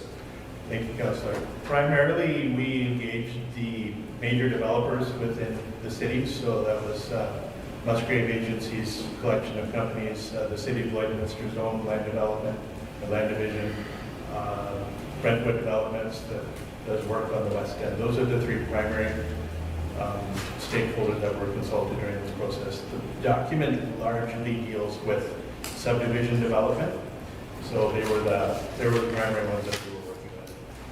So a lot of these things can fall down to a home builder. A lot of these things will fall into the same kind of categories for the development things they have to adhere to. Yeah. Are these standards commonplace between cities? Is there a set guideline we're going, and we made some changes, some additions, but are the basis of it very similar from similar sized communities? Yes. As part of this review, I comprehensively reviewed the standards of several municipalities that are comparable to Lloydminster. The documents have a high degree of consistency between them. They'll vary a little bit depending on the operational needs of one municipality to the next. In speaking to those home builders, prior to this revision, the requirements that were there for engineering submissions for those sorts of developments weren't very clear. Individuals that have worked with the city for long would get a feel for what we do or do want, but this actually improves on putting those design requirements out for those home builders to have a better understanding of what's needed to be submitted. And that's what I was looking for. I'd heard in the past from numerous builders that it was difficult sometimes to get the right direction and clarity as to where we want to go or where they were required to go. And what I was looking for in all of this was to verify that the city was in fact open for business and that there was almost like a red tape reduction and that we're going to move forward in making these processes streamlined and easier for people to understand. Because that's what I would want in all of this. We have to follow the guidelines. There are rules that have to happen. But does it flow properly? Is the information readily available? People readily understand the information that's being presented to them to make sure that we are open for business in that way. Other questions? Don's good. No? Septemeber. Thank you, Your Worship and Council. Just to kind of bring some more context to that, these municipal development centers have been around in our city for quite some time, and they've gone through various reiterations. And what we're bringing forward today, they've never been brought to council for review and acceptance. So this is something new that we feel is important to have council support as we move our development forward. So just wanted to bring that to light as well. Councilor Patrick. Yeah, thanks, Bruce. I think the other part of this is that convergence of a whole bunch of pieces that we're doing with the downtown area structure plan, our northeast plan, and as we begin to look at the whole city and having an update of where we're at, and this just fits and it sort of aligned itself, 2020 being the year when all these pieces come together. So they're fresh, people are aware of them, and it's a good sense to know, I guess, from my perspective, that the documentation, the planning, and the pieces that you need to know coming into our community are easily accessible when they're ready for people to look at. If you want to come and build or develop or do whatever you want. Thank you. Councilor Thorson. Thank you, Your Worship. So, just to be clear, an MDS is very different from like an MDP, a Municipal Development Plan, which is a statutory document. Because with this MDS, you're talking about it as very much our internal document to say these are the types of ways that we want to see construction, these are the standards we're choosing, and these all fit within what's in all those other documents. And this is just that level of detail for someone who's coming to develop and wants to construct something to make sure that it fits with everything else we're doing. Correct? Correct. And this is what the process looks like from the start, development all the way to completion certificate and coming by to make sure that you did your landscaping and everything else the way you said you were going to do. Correct. Yeah, the MDS tells you you need to put underground in.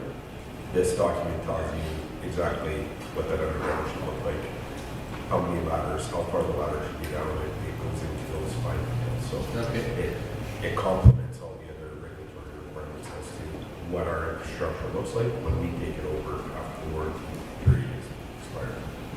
Thank you. So one of the things that Paul mentioned while he was going through this presentation is just a change to the process where these won't necessarily be publicized when there's changes to this. Is that what I understood? Or if there's a change to this, it will be done internally and it will just be like an addendum somewhere on the sheet. What I was thinking about when I was looking at that is when you look at standards and codes, like energy code ones, they get those annually, they'll publish stand datas, which is essentially there's a new product or there's a new something, and this is how it fits within the existing code. Is what you're suggesting doing very similar to that process and just publishing a list of changes and exemptions and different items within that? That would be the intent. This document will be on the city's website. In subsequent years, as these addenda get added, they'll be published on the website as well. It's similar to the processes that City of Edmonton, I believe City of Saskatoon does the same, where there's periodic updates, and then that complete overhaul happens, we're planning every 5 years. Yeah. Again, we'd start with stakeholder consultation and whatnot at that point. So there would definitely be awareness in the community that these changes were taking place. Yeah, these are similar practices we've been taking since the inception of I don't know when they brought in 2000. The most recent version is 2014. The original standards that I could find were 1982, I believe. Okay. So we've been doing this for a while. Awesome. One other question I had is just on the process. So we outlined what the process is as far as all the way from start to finish, including the final inspection and everything like that that's done either by the code side, but then the city making sure that you've done everything you said you would do on your development permit, basically to the extent that that it describes, you get it more or less like that, so that you can get final completion certificates. Is that in law that we have to do that in a bylaw somewhere, and this is merely a description of the form included on here, or is that included as part of this MDS? Is that what sets out that process, or is it included in a bylaw elsewhere? There's, if I understand your question correctly, there's two classes of development that are covered by the municipal development standards. One is the subdivision level. Those are regulated by development agreements, and the development agreement states that you will complete construction as per the plan, you will have a 2-year warranty period, etc. Right. The other is the development permit process with a single lot. And in that case, the development permit stipulates that you must abide by all the requirements of the municipal development standards. So the document itself doesn't have power, it's empowered by the other permits or agreements that run it. And then this is more so, this is the documentation of the standards at which you want to do it so that we can be consistent as a community. Correct. Councilor. Sorry, so obviously I'm not a developer. I'm really relying on you and your expertise for having went through this in detail, because I don't know when I'm reviewing this document if this is a standard in another community. So obviously we're past Saskatchewan, have Alberta, so obviously for our community, I just want to ensure that you've not just reached out to review with Alberta cities, but also with Saskatchewan, and it seems to be an average of kind of all those municipalities within both provinces. Absolutely. We have a fairly standard list of, I think it's 17 municipalities split between Alberta and Saskatchewan. When I review any document, this would be one of them.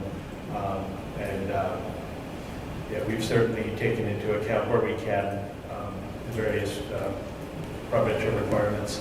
A good portion of our utility infrastructure is governed by the Saskatchewan codes, so that has a heavy flavor on it. But by and large, we have consulted both Alberta and Saskatchewan in compiling this document. Perfect. So the part that really stands out to me is that we have all these standards and these development procedures in place.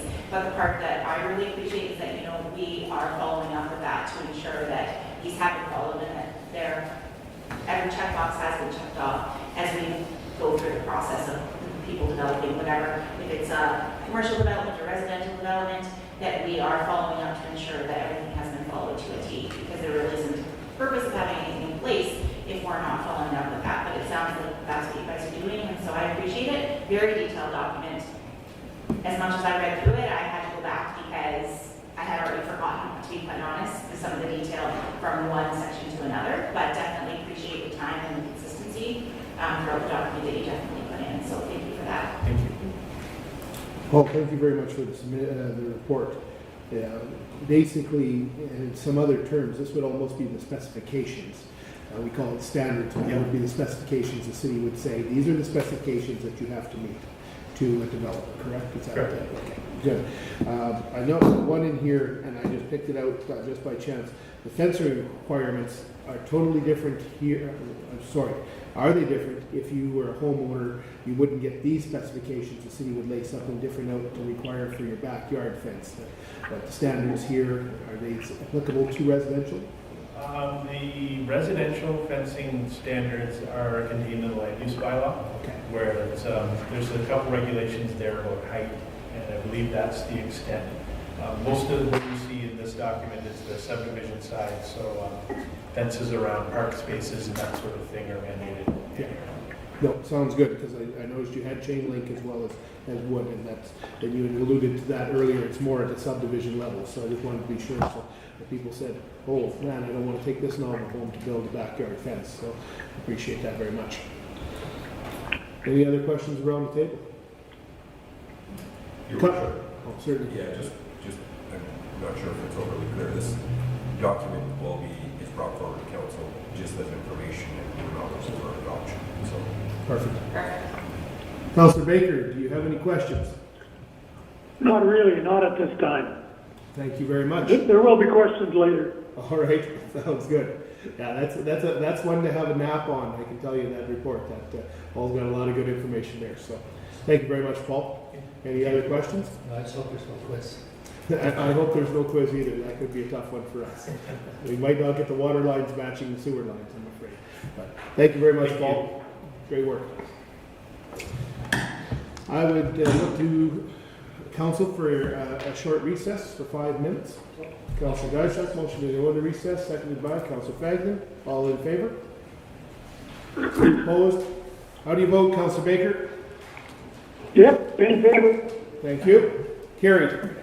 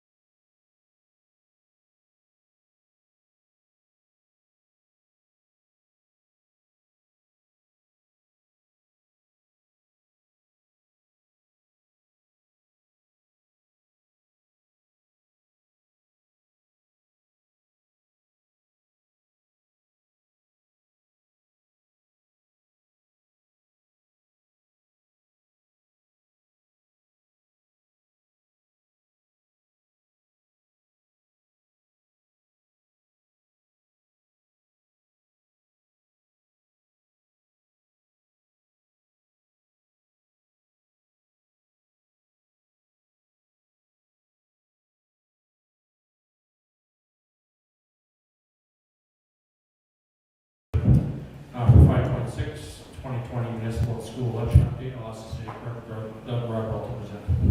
City Clerk. Thank you, Your Worship. The item I have before you is the 2020 municipal and school election.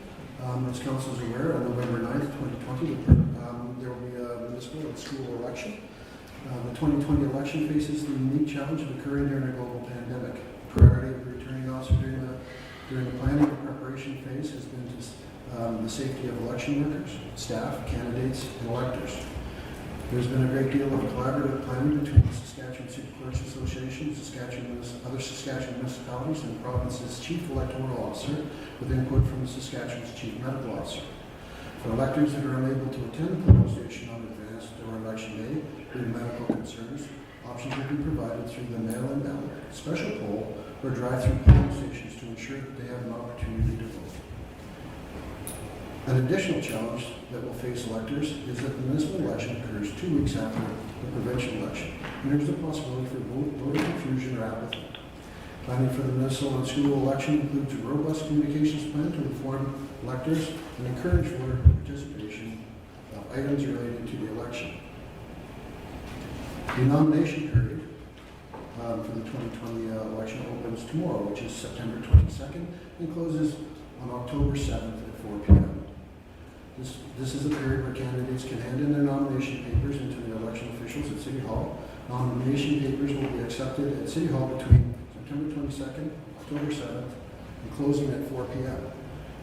There is a 24-hour period in which the electors may change their minds, the candidates may change their minds before the final candidate list is posted on October 8th at 4 p.m. This year, we will be adding in a mail-in ballot. Mail-in ballots will be offered for the 2020 election. Mail-in ballots are used when the elector will be out of the city for both advanced polls and the election date, to ensure that they have an opportunity to vote. Voters can contact a returning officer at City Hall to arrange for a mail-in ballot package. If a voter is unable to attend City Hall to apply for a mail-in ballot, special arrangements can be made.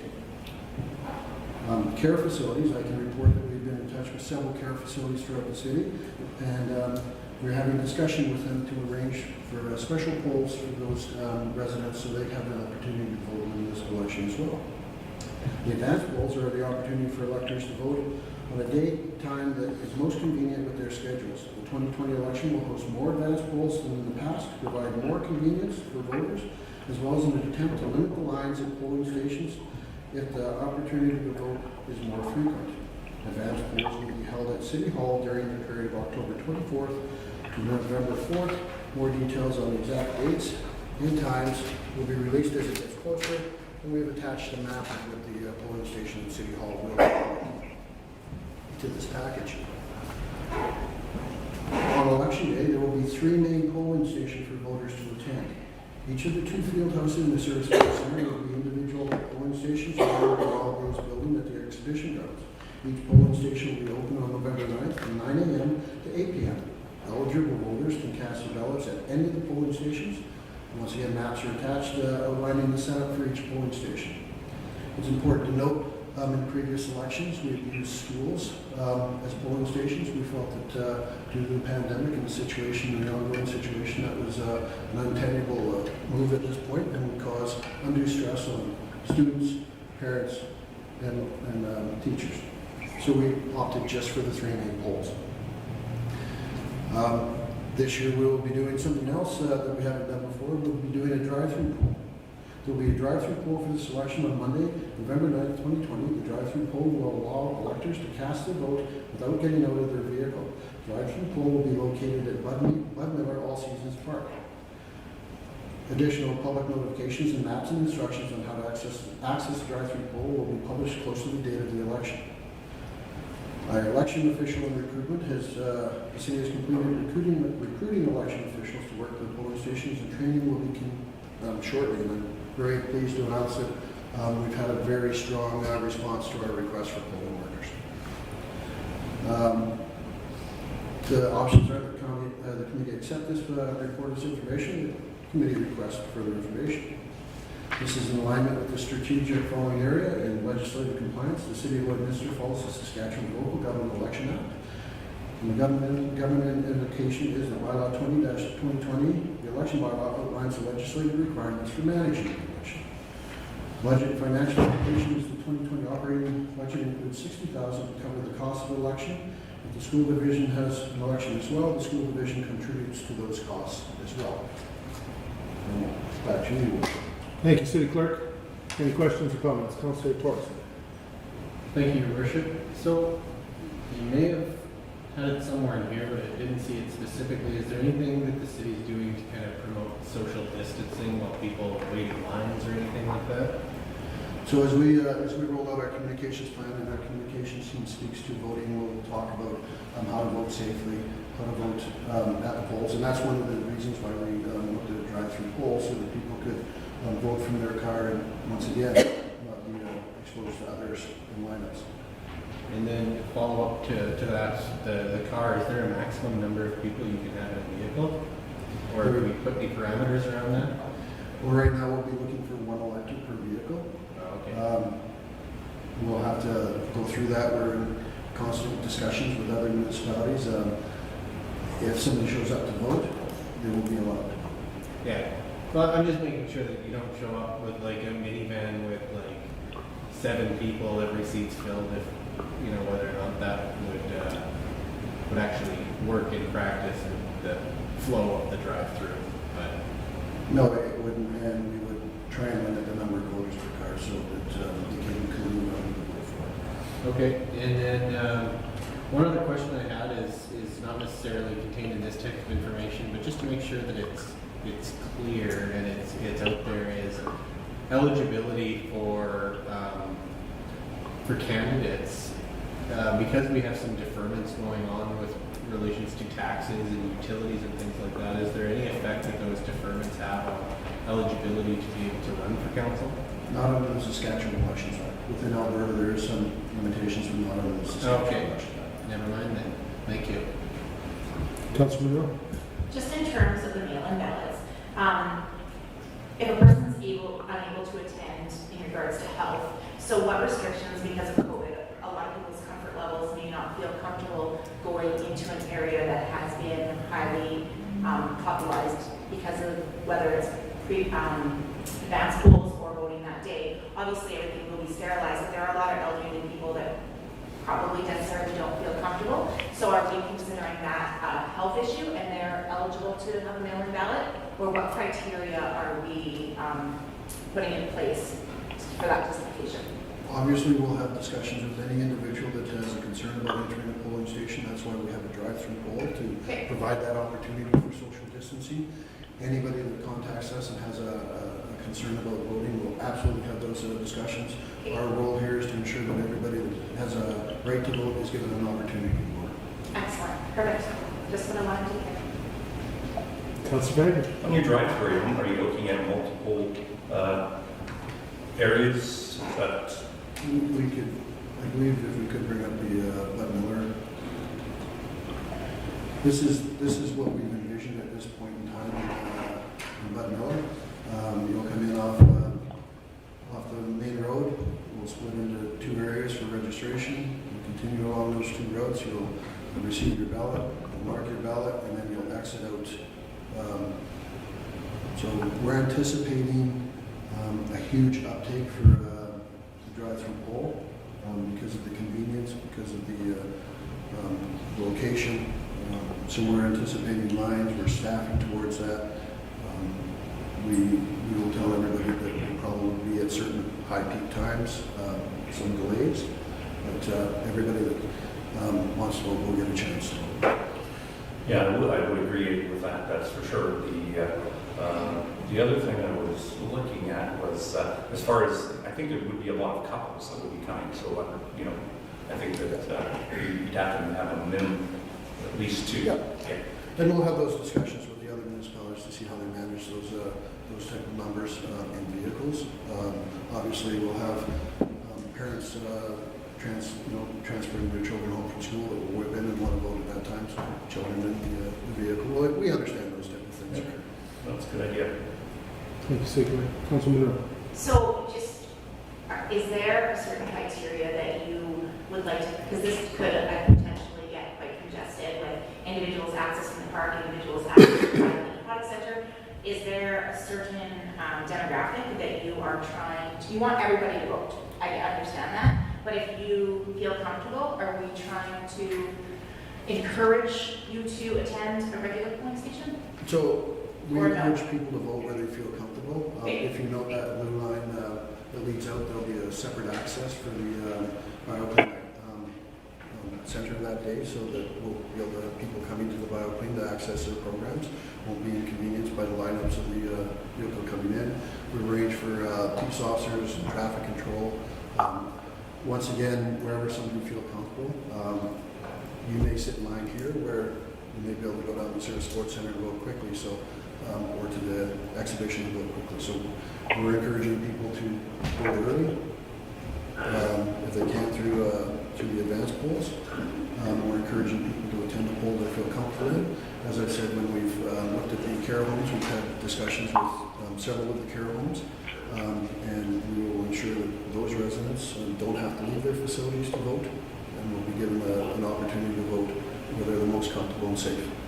Perfect, so just follow up with that, I thank you, Ledge Services, and everybody that's taking part in coming up with this plan, because the more people that we have out voting and sharing their voice, and people that are eligible to vote, we've given them every opportunity to be able to do that. So thank you for that, because the more voter turnout that we have, obviously we always want to increase voter turnout so that we really are getting a fair and equal opportunity to hear from our residents in our communities. So thank you so much for coming up with these plans. They're innovative and they're an opportunity for everybody, I think.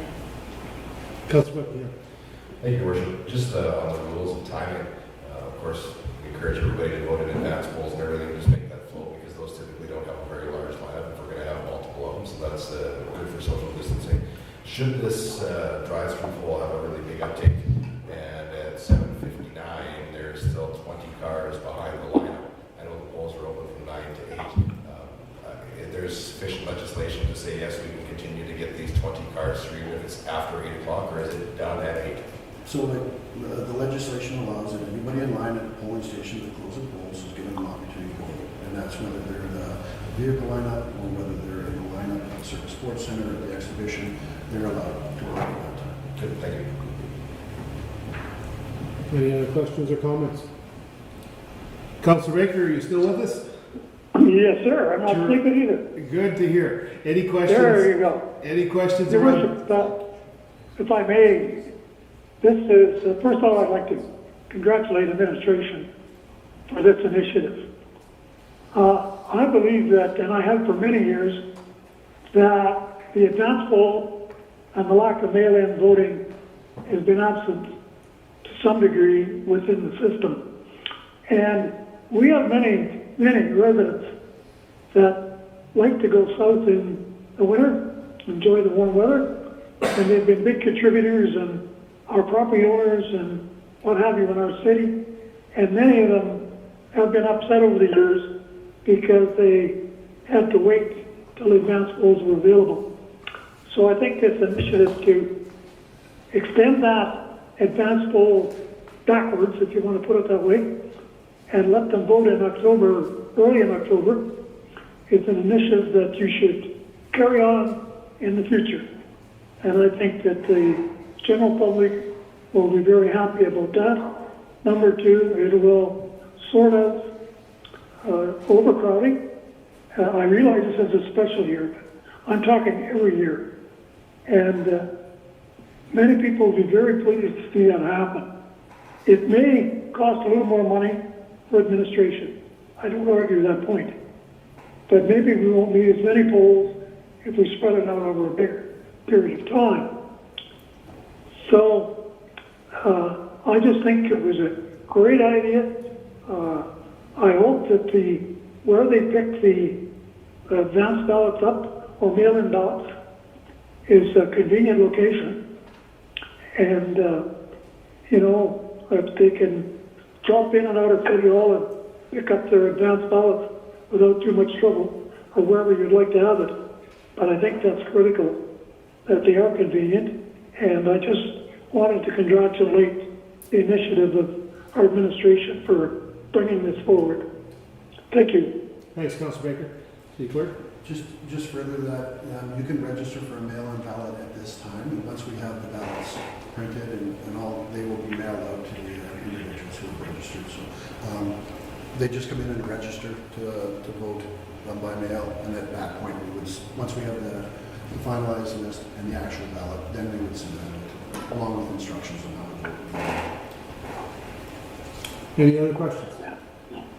Well, thank you very much, City Clerk and Administration. I know there's been a lot of work put into this. And this is challenging times, and as Councilor Baker alluded to, we know that with the border being closed until at least the 21st of October, people will have that opportunity to cast their ballot, hopefully if they register for the mail-in or take advantage of the advanced polls. So that's terrific. Moving on to agenda item 5.7, City Manager. Thank you, Your Worship. 5.7, LCSC relocation to commercial lease premises. I'll ask the Executive Manager, John Stein. Thank you, City Manager. Good afternoon, Council. Before you is the Lloydminster Cultural Center relocation to commercial lease premise update. And it's to provide the committee with an update regarding the Cultural Science Center relocation to commercial lease. Due to the closure of the Lloydminster Cultural Science Center located at 4514 44th Street, a commercial lease premises required in order for cultural services and amenities to provide residents and visitors. Services provided at the LCSE include cultural programming, artifacts, travel displays, and the Lloydminster Regional Archives and cultural administration offices. As per motion number 205/2020, that was brought forward on the June 22nd council meeting, council directed administration to move forward with not negotiating, but finding a 10-year term lease rate or lease term for the Cultural Science Center facility.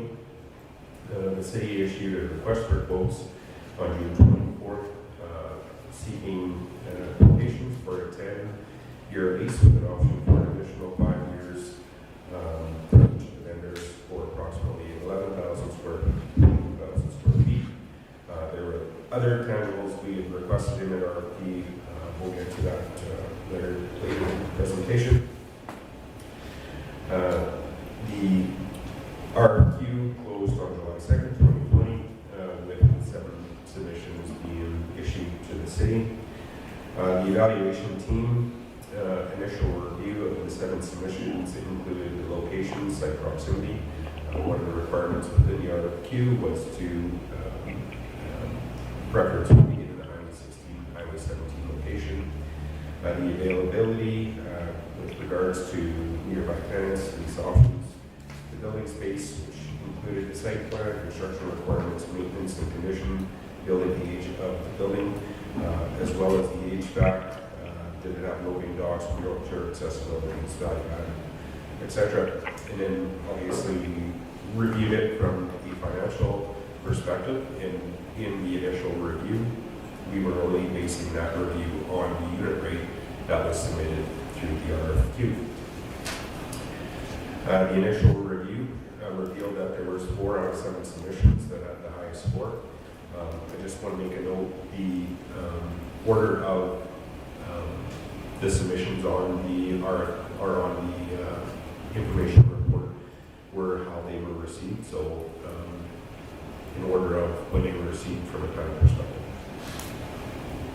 So the 4 properties that were brought to the top after the initial review were 4206 66th Avenue, 5501 or 5501 44th Street, 4207 44th Street, 5509 44th Street. All are existing buildings, excluding the submission by Western agencies at 4207 44th Street. That's a proposed new building. Administration determined that it would be beneficial to conduct site visits at the 4 locations in order to receive clarity on the proposals and establish whether additional costs might be incurred for the design and or interior demolition. Additionally, site visits were disclosed that an in-depth financial analysis of the 3 locations would be beneficial to evaluating the proposals. After the review, obviously, the new building that wasn't a site tour, that was a discussion with the proponent to get clarity on costs.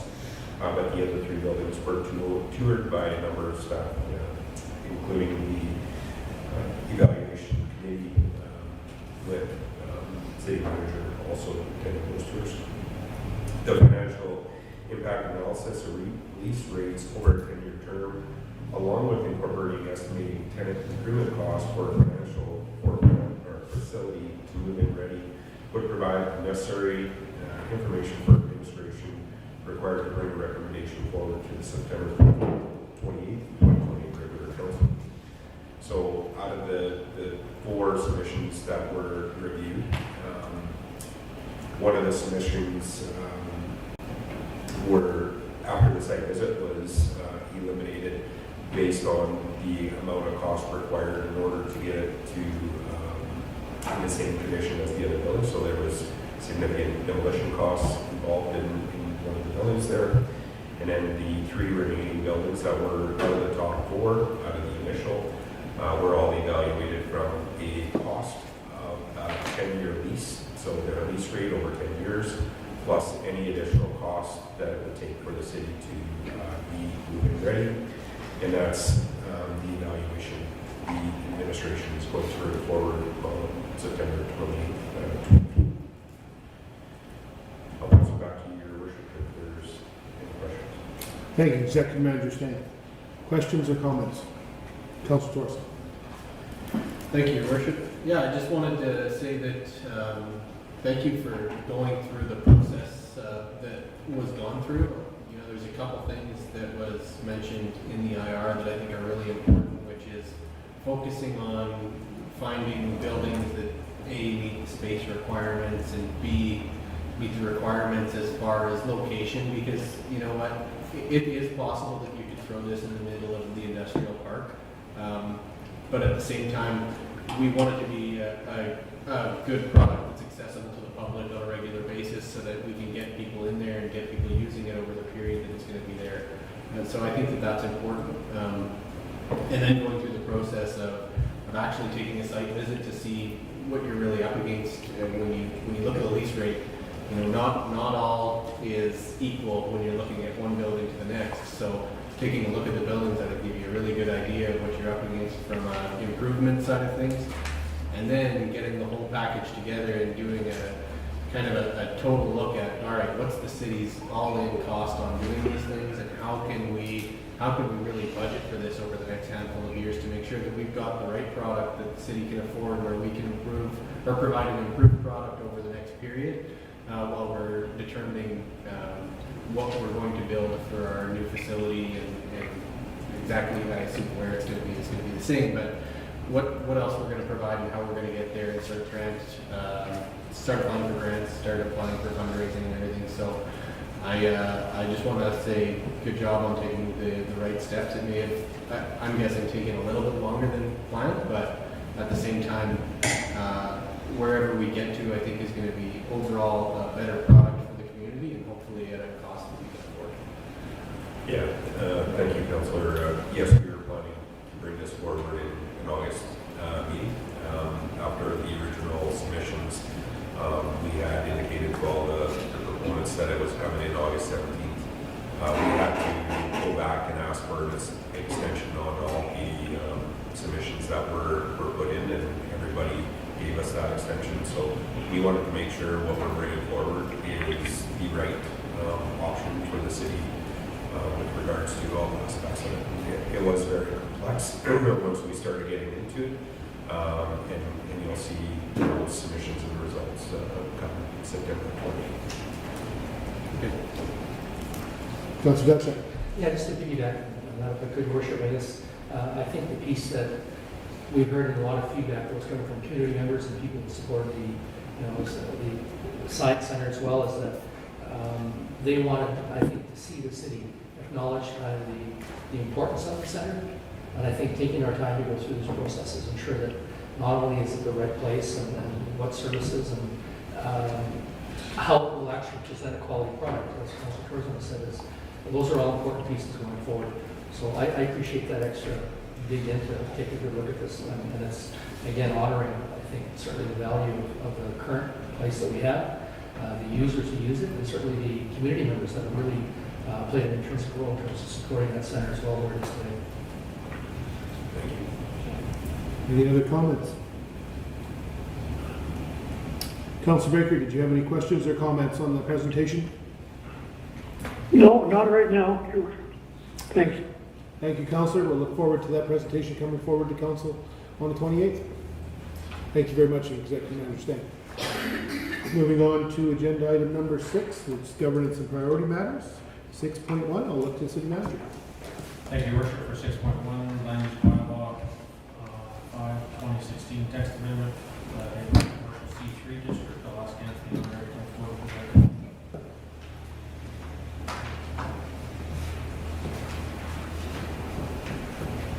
Good afternoon.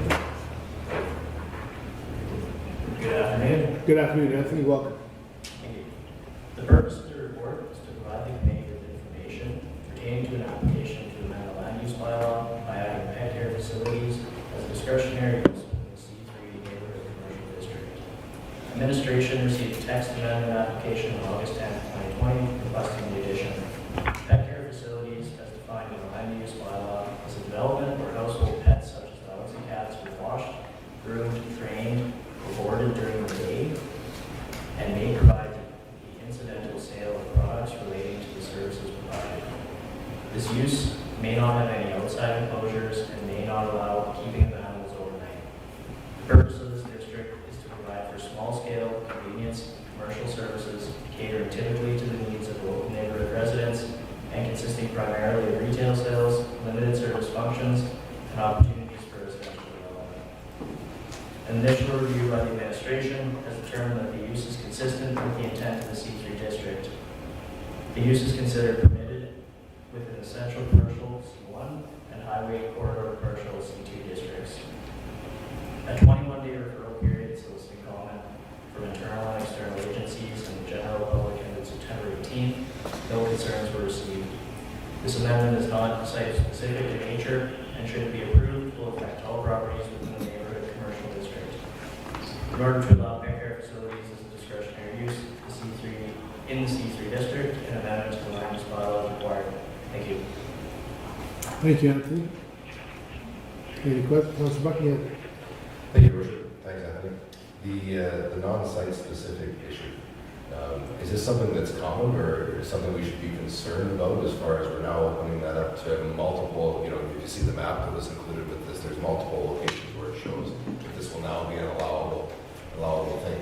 And there was no returns of any concern of anything like that. And I found it interesting that it can't have an outside enclosure, it can't be overnight, all of those types of things. But is there any concern from administration that opening this up that wide is a problem? No, and that's the benefit of a discretionary use. The intent of discretionary use, or a common feature of it, I suppose, in nature, is that it may be appropriate in some locations, but not others within a particular district. So it may be appropriate in one particular area with the zoning district, but another, for whatever reason, may not. So we have the ability to refuse it or apply for the conditions. Thank you.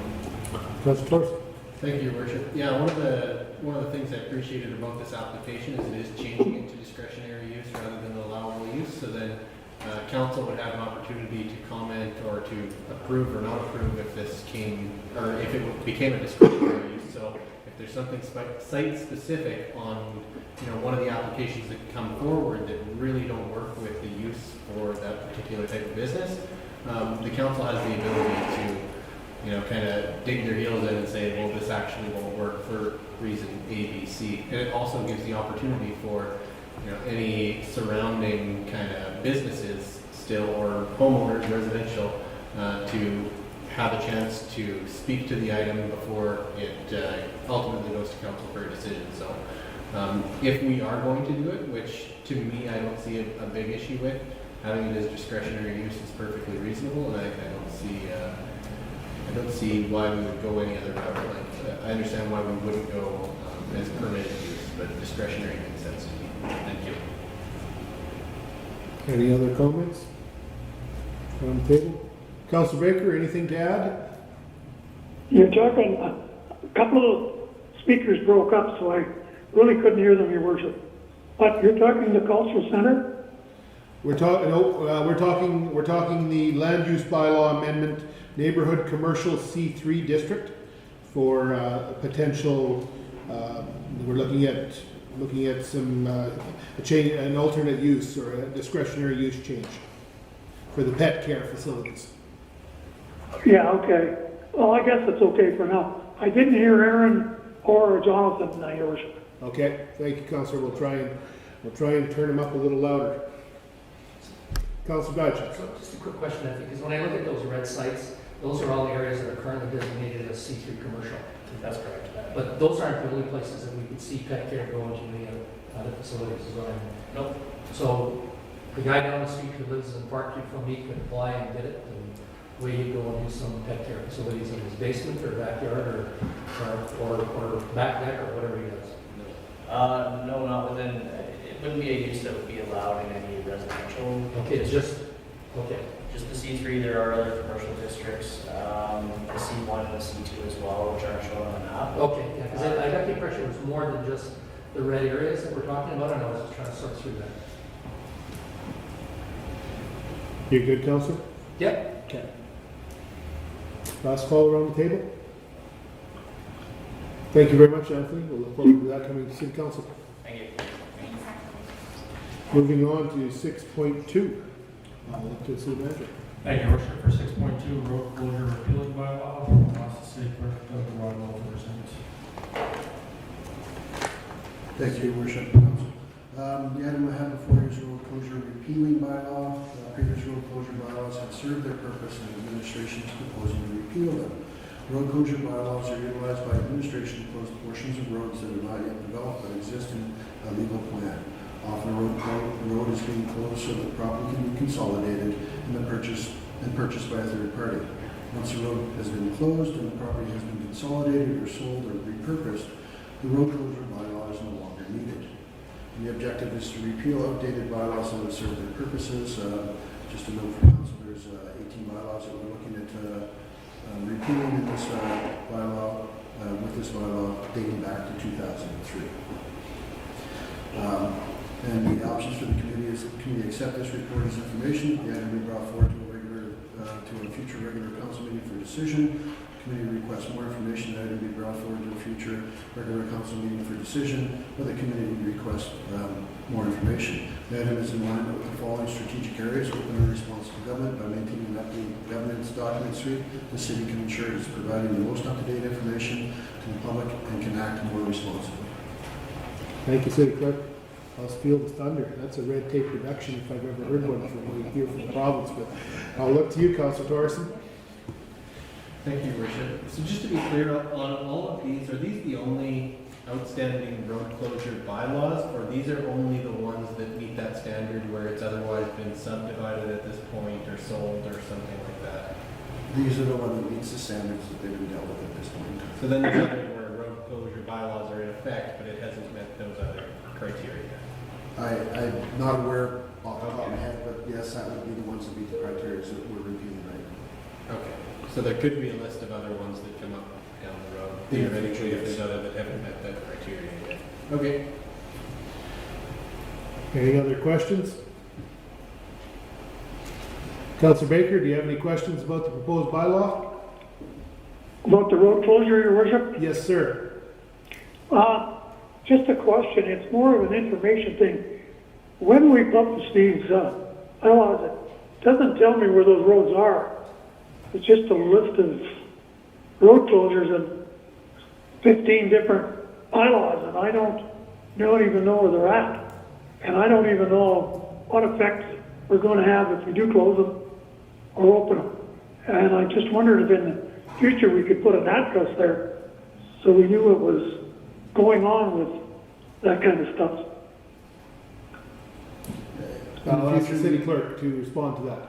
In the future, we could attach a map. These are not bylaws that we're proposing the road be closed. These are bylaws where the roads have already been closed, been subdivided, consolidated, and or sold. So the previous bylaw has already been brought to council. This is just a repealing bylaw for all these 18 outdated bylaws or bylaws that are no longer required. So if you caught that, Councilor Baker, if I understand correctly, and City Clerk can correct me, is these are already all done? We wouldn't even know that there was a road allowance there. They've been dealt with. This is just to clean up the books. I'll look them up this week, but whatever it is, but it's difficult when you don't know where they're at. Right. Any other questions? Thank you very much, City Clerk, for that update. Moving on. I'm okay with it. Okay, thank you, Councilor Baker. The way it is, yeah. All right, moving on to 6.3. City Manager. Thank you, Your Worship, for 6.3 supplementary assessment repealing bylaw. City Clerk. And this is similar to the previous item. Previous supplementary assessment bylaws have served their purpose, and the administration is proposing to repeal them. The City of Lloydminster annually passes a supplementary assessment bylaw authorizing the city's assessment department to conduct supplementary property assessments for the current tax year. Property assessment is required when a new building or addition to an existing building is completed in the current calendar year. The supplementary tax bill will reflect the number of months the building was completed or occupied during the year. The city's current practice is to repeal the previous year's supplementary assessment bylaw with the passing of the current supplementary assessment bylaw. This was not always the city's practice, and old supplementary assessment bylaws are still considered active bylaws. It sounds like I'm doing Here we go. Repeal the updated bylaws. The council committee accept the report and information, and the item be brought forward to a future council meeting for decision. The committee requests more information that the item be brought forward to a future regular council meeting for a decision, and that the committee requests more information. And this is once again in alignment with the following strategic areas: open and responsive government by maintaining an updated governance document suite. The city can ensure it is providing the most up-to-date information that the public can act more responsibly. The draft bylaw is attached, and you will note that it is bylaws up to 2014, after which we started the practice of repealing bylaws when we brought bylaws forward to council. Thank you, City Clerk. Councilor Torreson. Thank you, Your Worship. Just making sure 2007 was repealed because there's one gap between 06 and 08. That is correct. Oh, good job. 7. So it was a good year. Any other questions or comments? Councilor Baker, did you have any questions or comments on the bylaw regarding the supplementary assessment? It's fine. All right. Well, we'll look forward to that one coming forward to council. With that, I will look for inquiries from the media. Thank you, Your Worship. Today we have interview requests for Councilor Torreson and yourself, Mayor Albers. I'll look for a motion to go into recess. Motion for recess? Thank you, Councilor Diachuk, seconded by Councilor Fagnan. All in favor? How do you vote, Councilor Baker? Yep. Thank you very much. Well, thank you, and we'll sign you off now, Councilor Baker.